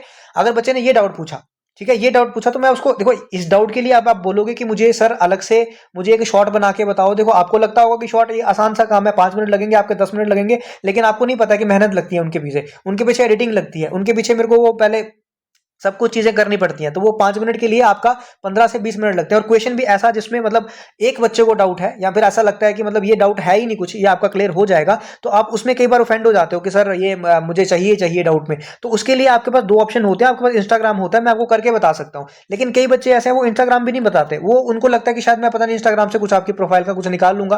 भाई मुझे उससे कोई मतलब नहीं है तुमसे, मुझे तुमसे कोई मतलब नहीं है, तुम मुझे फॉलो ना करो, मैं नहीं बोल रहा तुम मुझे फॉलो करो, तुम मुझे रिक्वेस्ट कर सकते हो, बिना फॉलो भी तुम मुझे रिक्वेस्ट कर सकते हो कि सर मुझे ये बताना है, आप मैसेज कर दो, मुझे रिक्वेस्ट आ जाएगी, मैं वहां से देख के आपका रिप्लाई कर दूंगा। मुझे आपका फॉलो नहीं चाहिए, मुझे आपका फॉलो बैक नहीं चाहिए, वो सब कुछ नहीं है चाहिए मुझे। ठीक है, तो ये आपका डाउट था, ये भी क्लियर हो चुका होगा। अब देखो ये चीजें तो आपको पता है ना, जल्दी जल्दी से मैं आपको रिवाइज करा देता हूं कि अगर आपके पास है ऐसे दिया हुआ है ए रेशो बी, मतलब A divided by B ratio P divided by Q, ऐसा बोला हुआ है, तो अगर आपको कंपाउंड रेशो निकालनी हुई, क्या निकालना हुआ, जल्दी जल्दी आपको रिवाइज करा देता हूं अगले 1-2 मिनट में। कंपाउंड रेशो निकालनी हुई तो क्या करते हैं, ऊपर ऊपर को मल्टीप्लाई, नीचे नीचे को मल्टीप्लाई, मतलब A P divided by B Q, आपका कंपाउंड रेशो निकल के आ जाएगा। अगर मेरे पास रेशो है कोई ए रेशो बी, अगर मुझे पूछा जाए इसकी डुप्लीकेट रेशो, क्या पूछी जाए, इसकी डुप्लीकेट अगर मुझे पूछी जाए तो क्या करूंगा, इसका स्क्वायर कर दूंगा, ए स्क्वायर बी स्क्वायर इसकी डुप्लीकेट रेशो हो गई। अगर मुझे कहीं पे सब डुप्लीकेट पूछ लिया जाए तो इसका रूट कर दूंगा under root of A ratio under root of B, ये क्या हो गया, डुप्लीकेट। अगर इसका ट्रिप्लीकेट पूछ लिया जाए, ठीक है, क्या पूछ लिया जाए, ट्रिप्लीकेट, तो क्या कर दूंगा, क्यूब कर दूंगा, ट्रिप्लीकेट बन गया। अगर सब ट्रिप्लीकेट पूछ लिया जाए तो क्या कर दूंगा, क्यूब रूट कर दूंगा, तो बन गया मेरा क्या, सब ट्रिप्लीकेट रेशो। तो जैसा भी जो भी पूछा होगा यहां से आप आई होप निकाल सकते हो। और एक आपका और भी होता है, आई डोंट नो कहीं पे यूज होगा कि नहीं, बट अगर आप हो सकता है तो कहीं पे कर लेना। अगर ए रेशो बी जो है वो सी रेशो डी के बराबर है, देन मैं बोल सकता हूं कि A plus B divided by A minus B भी जो है वो भी C plus D divided by C minus D के बराबर होगा। मतलब अगर ए रेशो बी जो है वो सी रेशो डी के बराबर होती है तो इसको ऐड करना, डिवाइडेड बाई इसको सब्ट्रैक्ट करना, इक्वल्स टू इसको ऐड करना, डिवाइडेड बाई इसको सब्ट्रैक्ट करना, उनकी भी रेशो क्या होगी, सेम होगी। तो ये भी एक कंसेप्ट है आपका, कई बार हो सकता है कहीं पे यूज हो जाए। तो ये आपका कंसेप्ट आ गया। दूसरी चीज आपको क्या, आपको वो याद है प्रपोर्शन वाली चीजें, कि फर्स्ट प्रपोर्शन सेकंड प्रपोर्शन, जल्दी से उसको 1 मिनट में उसको भी बता देता हूं कि प्रपोर्शन में अगर आपको फर्स्ट प्रपोर्शन बोला होगा, क्या पूछा होगा, अगर आपको फर्स्ट प्रपोर्शन पूछा होगा ए और बी के लिए, तो फर्स्ट प्रपोर्शन किसके बराबर होता है, ए स्क्वायर डिवाइडेड बाय बी। दो टर्म्स दी होंगी और आपको बोला होगा फर्स्ट प्रपोर्शन निकालो, तो पहले का स्क्वायर डिवाइडेड बाय बी आ गया। अगर आपको मिड प्रपोर्शन क्या बोला होगा, मिड, या फिर आपको बोला होगा मीन प्रपोर्शन, क्या बोला होगा, मीन प्रपोर्शन किसका, ए और बी का ही बोला होगा, तो ये किसके बराबर हो जाएगा, ये हो जाएगा अंडर रूट, दोनों की मल्टीप्लिकेशन करनी है और अंडर रूट हो जाएगा। समझ आया। अगर आपको बोला होगा थर्ड प्रपोर्शन, ये बड़ी बार क्वेश्चन पूछा जाता है, एक तो मिड प्रपोर्शन का पूछा जाता है, एक थर्ड प्रपोर्शन का क्वेश्चन जो है वो जनरली पूछा जाता है। थर्ड प्रपोर्शन में क्या होता है, आपको 3 नंबर दिए जाते हैं, क्या, ए बी सी ऐसा बोला जाता है। तो पहले आपको इसको इस तरीके से लिखना पड़ेगा, ए रेशो बी, अगर ये प्रपोर्शन में है बी को रिपीट कर दो, बी रेशो सी, तो यहां पे जो सी बनाना इसको मैं बोलता हूं थर्ड प्रपोर्शन, क्या बोलता हूं, थर्ड प्रपोर्शन। तो इसमें होता क्या है, लास्ट वाले 2 मल्टीप्लाई इक्वल्स टू बीच वाले 2 मल्टीप्लाई, मतलब ए सी इक्वल्स टू बी स्क्वायर। अब आपको सी निकालना होता है तो बी स्क्वायर बाय ए क्या हो गया, इसका थर्ड प्रपोर्शन हो गया। समझ आया आपको। सिमिलरली आपको पूछा जाता है फोर्थ प्रपोर्शन, क्या पूछा जाता है, फोर्थ प्रपोर्शन पूछा जाता है। फोर्थ प्रपोर्शन में चारों नंबर दिए जाते हैं, ए रेशो बी अगर प्रपोर्शन में है सी रेशो डी के साथ, तो वही लास्ट वाले मल्टीप्लाई, मतलब ए डी इक्वल्स टू बीच वाले मल्टीप्लाई, मतलब बी सी जो डी होता है वो आपका फोर्थ प्रपोर्शन है, तो डी हो जाएगा बी सी डिवाइडेड बाय ए करके, तो यहां से आपका फोर्थ प्रपोर्शन निकल के आ जाएगा। आई होप ये भी आपको सवाल जो है वो समझ आया होगा। अब देखो बाकी सवाल आपके कुछ है, अब कुछ मिक्सचर एंड एलिगेशन में भी कुछ डाउट है, वो भी मैं इसी में कवर कर लूंगा, क्योंकि मिक्सचर एंड एलिगेशन भी रेशियो एंड प्रोपोर्शन में आता है। जो मतलब वैसे तो मैंने अलग से सेशन ले रखा है मिक्सचर एंड एलिगेशन का, यहाँ पे मैं सारा सेशन आपका कवर नहीं करने वाला हूँ। जितना जितना डाउट है, जो जो डाउट है, कहीं पे आपको रिप्लेसमेंट में डाउट होता है कि रिप्लेस हो गया फिर कितना रहेगा, उस तरीके से आपको डाउट होता है तो वो करा देता हूँ। अब देखो मिक्सचर एंड एलिगेशन में आपको क्या क्या चीजों में डाउट है वो मैं यहाँ पे आपको बताने वाला हूँ। ये पहला क्वेश्चन है जिसमें आपको मिक्सचर एंड एलिगेशन में डाउट होता है। क्या बोला गया है, इन अ मिक्सचर ऑफ 45 लीटर्स, मतलब 45 लीटर की मेरे पास मिक्सचर है। तो सबसे पहले मैं लिख लेता हूँ कितनी मिक्सचर है भैया, 45 लीटर की मिक्सचर है, तो यहाँ पे मैंने लिख दिया कितनी है, 45 लीटर है। Ratio of milk and water जो है वो 3:2 है, मतलब इस 45 लीटर में मिल्क और वाटर जो है वो मेरे पास कितने रेशो में दिया है, 3:2 में दिया है। ठीक है। अब बोला गया है how much water must be added, यहां से आपको ध्यान से देखने की जरूरत है कि कितना मैं पानी ऐड करूं, वाटर ऐड कर रहा हूं, ताकि रेशो मेरी अब कितनी बन जाए, 9:11 बन जाए। तो आपको सिंपली क्या पता चल रहा है, मैंने क्या ऐड किया, वाटर ऐड किया। लेकिन क्या मैंने मिल्क को कुछ ऐड किया, क्या मैंने मिल्क ऐड किया, सर नहीं किया। क्या मैंने मिल्क यहां से रिप्लेस किया या फिर मिल्क मैंने निकाला, सर नहीं किया। तो मिल्क की रेशो क्यों चेंज हो रही है, पहले मिल्क की रेशो 3 थी, अब ये 9 कैसे बन गई, ये कैसे चेंज हो रही है, ये नहीं होनी चाहिए थी, इसकी रेशो तो सेम रहनी चाहिए थी। अब मुझे इसको रेशो को क्या बनाना पड़ेगा, मुझे इस रेशो को सेम बनाना पड़ेगा। सेम बनाने के लिए मैं क्या करता हूं, ऊपर 3 से मल्टीप्लाई कर देता हूं। जब मैं ऊपर 3 से मल्टीप्लाई करूंगा तो अब मेरा क्वेश्चन जो है वो नया बन चुका है। ठीक है, अब मेरा क्वेश्चन वो नहीं रहा जो पुराना था। एक सेकंड जरा, अब मेरा क्वेश्चन जो है वो पुराना नहीं रहा है, अब मेरा क्वेश्चन नया बन चुका है। क्वेश्चन क्या नया बन चुका है कि 45 लीटर की मिक्सचर थी, मिल्क और वाटर की रेशो कितनी बन चुकी है, अब मेरी बन चुकी है 9:6। क्यों? क्योंकि मैंने 3 से मल्टीप्लाई किया, 3 इंटू 3 9, और इसको भी करूंगा 3 इंटू 2 6। अब मिल्क की और वाटर की रेशो कितनी बन चुकी है, 9:11। तो जहां से मुझे सिंपली पता चल रहा है सामने के मिल्क की रेशो जो है वो सेम है। अब कितनी मतलब मिक्सचर थी 45 लीटर, तो पहले मेरे पास रेशो कितनी है 9:6। 9:6 मतलब कितनी होगी 15। इसका मतलब 15 रेशो की वैल्यू मुझे किसके बराबर दी है 45 के बराबर। एक रेशो की वैल्यू किसके हो जाएगी 3 के बराबर। ये समझ आया आपको? ठीक है, ये लीटर था तो 45 लीटर और एक रेशो की वैल्यू 3 लीटर। अब मुझे बताओ कितना मिल्क ऐड किया। यहां मिल्क 6 था, यहां मिल्क 11 हो गया। कितना मिल्क ऐड किया है 5 रेशो ऐड किया है। एक रेशो की वैल्यू अगर 3 है तो 5 रेशो की वैल्यू कितनी हो जाएगी 5 इंटू 3 मतलब 15 लीटर। ये आपका आंसर आ गया। यहां पे आपका डाउट रहता है। और मेन चीज क्या है, मेन वही चीज है कि जो चीज के साथ छेड़खानी नहीं कर रहे उसकी रेशो को सेम बनाओ। समझ आ गया आपको? अब दूसरा क्वेश्चन चलो। दूसरा क्वेश्चन आपको ये पूछा जाता है कि कोई 80 लीटर का प्योर सॉरी मिल्क है। मतलब पहले मेरे पास कोई प्योर क्वांटिटी होती है। ठीक है, पहले क्या होती है मेरे पास कोई प्योर क्वांटिटी होती है। जैसे मैं मान लेता हूं कि इनिशियल, यहां पे लिख लेता हूं initial mixture, INITIAL, initial mixture मेरे पास कुछ होती है। अब मैं क्या करता हूं उस इनिशियल मिक्सचर में से कुछ लीटर्स ऑफ मिक्सचर जो है या कुछ लीटर्स ऑफ मिल्क जो है वो रिप्लेस कर देता हूं। कुछ लीटर्स ऑफ मिल्क क्या कर देता हूं रिप्लेस कर देता हूं। और जितना मैंने रिप्लेस किया मतलब जितना मैंने मिल्क वहां से निकाला होगा उतना ही मैं क्या कर देता हूं वाटर ऐड कर देता हूं। क्या किया, जितना मिल्क निकाला उतना ही वाटर ऐड कर दिया। और इसी प्रोसेस को 2 बार 3 बार 4 बार जितनी बार भी उसने बोला है मुझे ये पता होना चाहिए कितनी बार बोला है उसने। जितनी बार भी बोला है वो मेरा मुझे पता है। जैसे यहाँ पे बोला क्या 2 टाइम सॉरी ये रिपीट होगा सॉरी कितना होगा 2 टाइम रिपीट। तो मैं क्या करूंगा इनिशियल मिक्सचर इंटू 1 माइनस कितनी क्वांटिटी रिप्लेस की 8 लीटर रिप्लेस की। तो यहां पे मैं लिख देता हूं रिप्लेसमेंट। ठीक है, रिप्लेसमेंट लिख देता हूं कि कितनी क्वांटिटी रिप्लेस की, कितनी क्वांटिटी की 8 डिवाइडेड बाय दोबारा से इनिशियल क्वांटिटी कितनी थी, इनिशियल क्वांटिटी थी आपकी जो भी थी ब्रैकेट में इसकी पावर में आएगा जितनी बार ये प्रोसेस रिपीट हुआ। 2 बार हुआ तो यहां पे क्या हो गया 2 आ गया। क्या आ गया 2। 2 क्यों आया क्योंकि कितनी बार प्रोसेस रिपीट हुआ 2 बार। ये क्या आया, ये आता है कि अमाउंट ऑफ मिक्सचर लेफ्ट। ये क्या आता है अमाउंट ऑफ मिक्सचर या फिर मिल्क, क्योंकि स्टार्टिंग में क्या था मिल्क, तो यहां पे मैं क्या लिखूंगा अमाउंट ऑफ मिल्क लेफ्ट। ये मेरे पास बचेगा। बस अब क्वेश्चन आपका खत्म हो गया। तो मैं यहां पे अगर बोलूं अमाउंट ऑफ मिल्क लेफ्ट जो है वो किसके बराबर हो जाएगा, पहले मिल्क जो था वो कितना था 80 लीटर्स, 1 माइनस 8 लीटर रिप्लेस कर दिया। पहले क्वांटिटी 80 थी, 2 बार प्रोसेस रिपीट किया तो स्क्वायर, यहां से काटूंगा तो 1/10 आ जाएगा। तो 80 इंटू 9/10 इंटू 9/10। अब ये 9/10 मत पूछना कि सर कहां से आ गया। तो कैसे हो जाएगा ये 1 0 से 1 0 कैंसिल हो गया। तो ये मेरा बन जाएगा 9 इंटू 9 कितना होता है 81, 81 इंटू 8 कितना होता है 729। तो ये 7 सॉरी 81 इंटू 9 होता है 729। 81 इंटू एक सेकेंड जरा 81 इंटू 8 करूंगा तो मेरे पास आएगा 648 डिवाइडेड बाय 10 भी है तो कितना आ गया 64.8 लीटर्स। ये क्या आया, ये मेरे पास आया मिल्क। ये क्या आया, ये मिल्क की क्वांटिटी आई कितनी 64.8 किसकी क्वांटिटी आई मिल्क की। मुझे पूछा क्या गया है, मुझे पूछा गया है मिल्क और वाटर की रेशियो कितनी है फाइनल मिक्सचर में। तो पहले मुझे ये बताओ सबसे पहले मिक्सचर था कितना 80 लीटर का। मिक्सचर कितना था 80 लीटर का।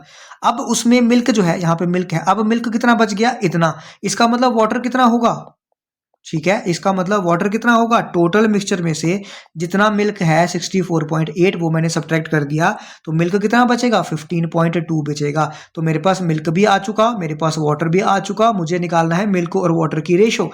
तो मिल्क कितनी है, मिल्क कितना है मेरे पास 64.8। इसका रेशो किसके साथ वाटर के साथ, वाटर कितना है 15.2। 0 से 0 गया। अब आप इसको काट पीट के जो भी आएगा काट पीट के जब करोगे तो ये 81 आएगा, ये 19 आएगा। इस तरीके से काटोगे तो 81:19 इसका क्या आ जाएगा आंसर आ जाएगा। कई बार आपको इस क्वेश्चन में सिंपली इतना पूछा होता है कि अमाउंट ऑफ मिक्सचर या अमाउंट ऑफ मिल्क लेफ्ट, तब आपका आंसर इतने तक ही आएगा। अगर आपको कई बार ये पूछा होगा कि अमाउंट ऑफ वाटर कितना बचा तो आपको ही सब्ट्रैक्ट करके निकालना पड़ेगा। अगर पूछा वाटर और जो क्या बोलते हैं मिल्क की रेशो तो मिल्क की रेशो यहां से निकल गई। तो आपको कुछ भी पूछा होगा, आई होप अभी आपका क्लियर हुआ होगा। एक डाउट और जो बहुत ज्यादा बच्चों को बहुत ज्यादा बार आ रहा है वो ये डाउट है कि मैंने मिक्सचर को रिप्लेस किया, ठीक है, एक बार किया, जैसे यहाँ पे क्या दिया हुआ है, ratio between milk and water in a 60 litre mixture is 4:1। 60 litre का मिक्सचर है, तो पहले मैं लिख लेता हूं जरा, यहाँ पे 60 लीटर का मिक्सचर है, उसमें मिल्क और वाटर कितना दिया गया है, 4:1 दिया गया है, ठीक है, इतना समझ आया आपको। 4:1 क्या दिया गया था, मिल्क और वाटर की रेशो। अब 20 litre of mixture is replaced with 20 litre of water.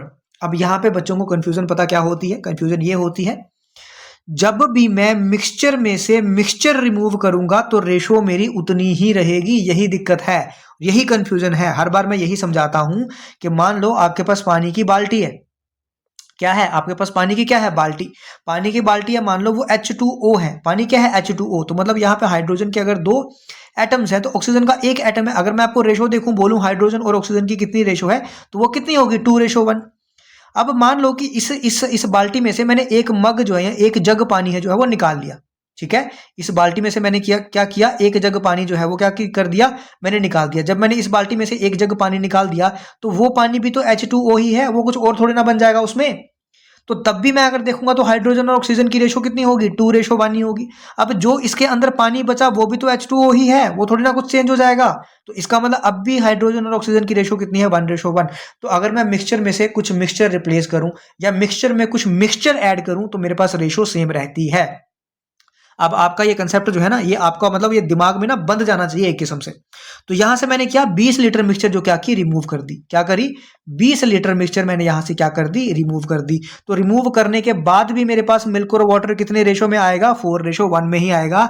ये है सबसे ज्यादा दिक्कत, यहां पे है सबसे ज्यादा दिक्कत, ठीक है, इतना समझ आया। अब यहां ध्यान से सुनो, अब सुनते रहो, ठीक है, क्या सुनना है आपको।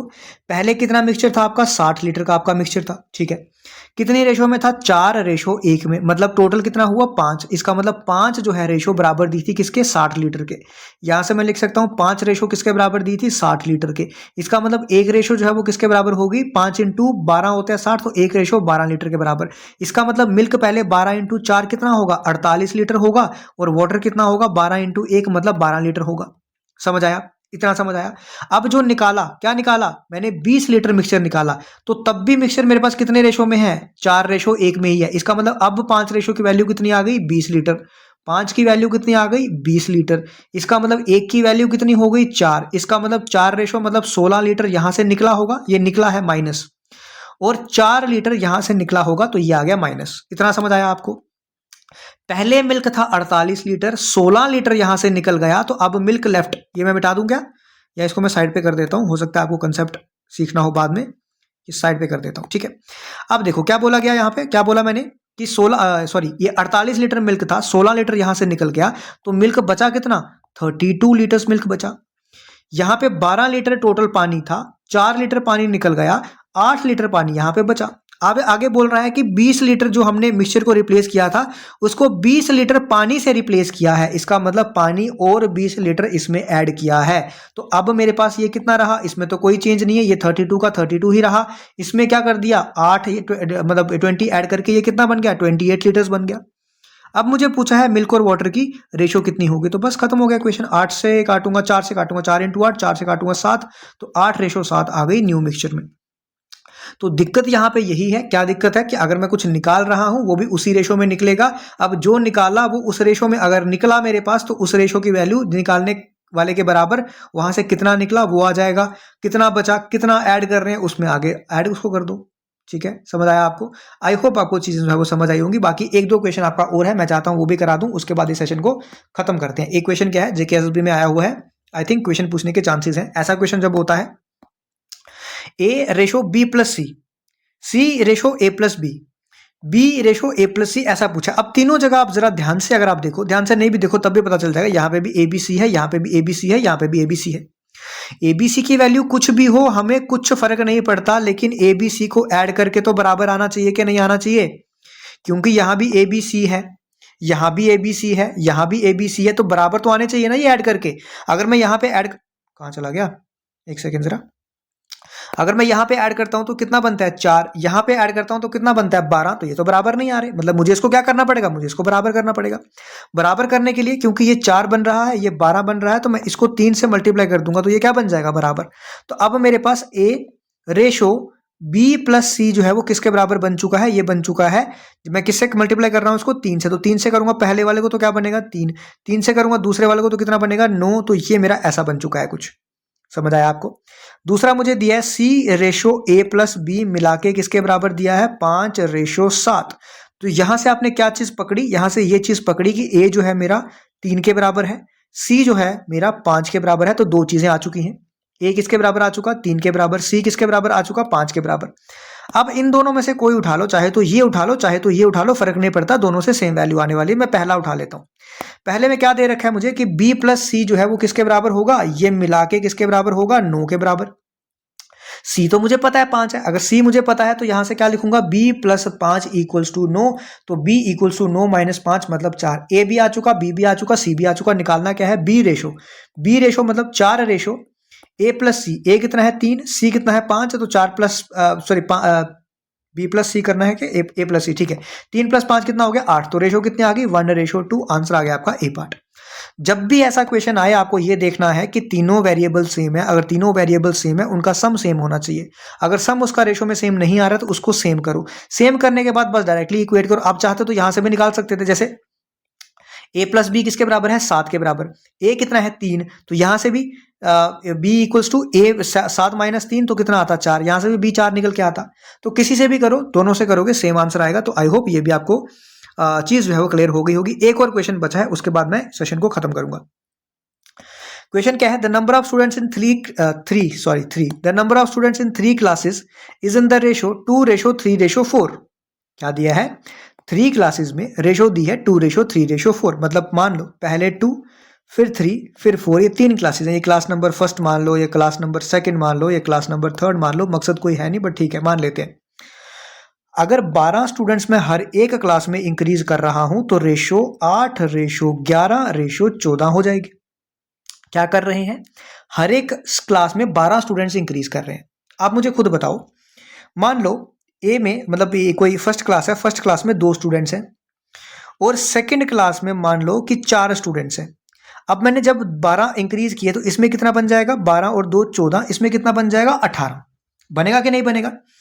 अब आप यहां पे ध्यान से अगर ये देख पा रहे होंगे कि जब इंक्रीज हो रहा है इसमें भी 12 का इंक्रीज हो रहा है, इसमें भी 12, सॉरी ये 16 बनेगा ना, 12 कैसे बनेगा, 12 का इंक्रीज कर रहा हूं तो यहाँ पे कितना हो जाएगा, ये भी 12 का इंक्रीज हो रहा है कि नहीं हो रहा है, हाँ सर हो तो रहा है। अब इसका मतलब ये हो रहा है कि इन दोनों के बीच में का जो डिफरेंस है ना, ये रेशो अगर 2 थी, ये रेशो अगर 14 है, तो इन दोनों के बीच का जो डिफरेंस है वो जितने मैंने स्टूडेंट्स ऐड किए उतना होना चाहिए। मतलब हर एक जगह मेरे पास यहाँ पे क्या होना चाहिए 12 ऐड हो रहा है, हर एक जगह डिफरेंस क्या होना चाहिए 12, मतलब 12 डिफरेंस नहीं होगा लेकिन डिफरेंस सेम होना चाहिए हर एक जगह, क्यों, क्योंकि हर एक क्लास में 12 ऐड कर रहे हैं। लेकिन अगर मैं यहाँ देखूं तो यहाँ तो 6 का डिफरेंस है, यहाँ देखूंगा यहाँ तो 7 का डिफरेंस है, यहाँ देखूंगा यहाँ तो 10 का डिफरेंस, ये तो डिफरेंस सेम ही नहीं आ रहा। अब जब डिफरेंस सेम नहीं आ रहा तो मतलब मुझे डिफरेंस सेम करना है किसी भी हाल में, जब सेम नहीं आ रहा तो मुझे डिफरेंस क्या करना है सेम करना है।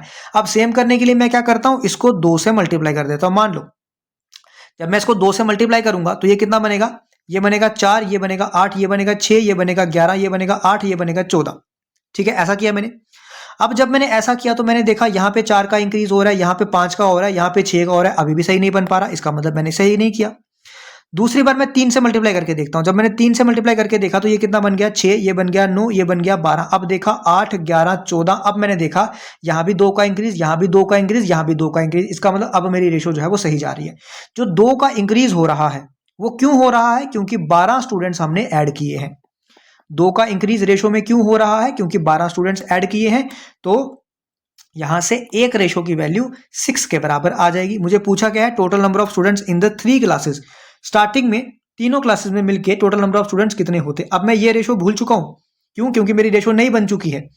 तो 12 और 6 कितना हो गया 18, 18 और 9 कितना हो गया 27। तो एक रेशो अगर 6 के बराबर है तो 27 रेशो किसके बराबर हो जाएगी 27 इंटू 6, 6 इंटू 20 करूंगा तो 120, 6 इंटू 7 करूंगा तो 42, 2 6 162, तो कितना आंसर आ गया 162 आपका आंसर आ जाता है।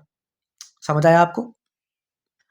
अब कई बार ना इस क्वेश्चन को आप मतलब ये डिपेंड करता है ऑप्शन पे, वैसे कई बार आप इसको ऐसे भी निपटा सकते थे कि स्टार्टिंग में इसकी रेशो कितनी है 2 3 और 4, मतलब 4 3 7 और 2 9, मतलब जो भी स्टूडेंट्स आएंगे वो 9 का मल्टीपल होगा, ये मुझे पक्का पता है। कई बार ऑप्शन में एक ही 9 का मल्टीपल होता है। अब यहाँ पे अगर देखोगे 54 भी है, 108 भी है, 162 भी है, तीनों 9 के मल्टीपल है, तो इसीलिए मुझे ये आगे निकालना पड़ा। लेकिन कई बार यहाँ पे क्या होगा ना 162 ही ऑप्शन होगा, बाकी 9 का कोई भी मल्टीपल यहाँ पे नहीं होगा। तो ऐसे केसेस में आप लोग सिर्फ ऑप्शन से ही जा सकते हो, जबरदस्ती अपने साथ नहीं करना, ठीक है। तो आई होप आपको सेशन जो है वो पसंद आया होगा। ये सेशन यहीं पे खत्म होगा। अगर आपको चीजें पसंद आती हैं तो वीडियो को हाइप कर दिया करो, वीडियो को लाइक कर दिया करो। आप लाइक नहीं करते हो, और दोस्तों के साथ शेयर करो, करना है तो करो, नहीं करना तो कोई भी इशू नहीं है। अगर आपको लगता है आपका कंपटीशन बढ़ जाएगा तो इतना मैं बता देता हूँ, अगर आपकी ये सोच है, अगर आपकी ये सोच है कि मेरा शेयर करने से कंपटीशन बढ़ जाएगा, तब आपका एग्जाम क्लियर नहीं होने वाला है, ठीक है। इतना भी अगर इतना आप नैरो माइंडेड अगर आपकी सोच है तो एग्जाम क्लियर ऐसे नहीं होते हैं, ठीक है। तो जो भी है, जैसा भी, अगर आपको अच्छा लगा, सेशन पसंद आता है तो सेशन को शेयर और लाइक कर दिया करो, नहीं आता तो भी कोई दिक्कत नहीं है, मुझे बता दिया करो नहीं आया क्या करना है, नहीं करेंगे लाइक, ठीक है। तो जैसा भी होगा आज के लिए इतना ही, मिलेंगे अपने अगले सेशन में, तब तक के लिए tata good night, bye bye, जय हिंद।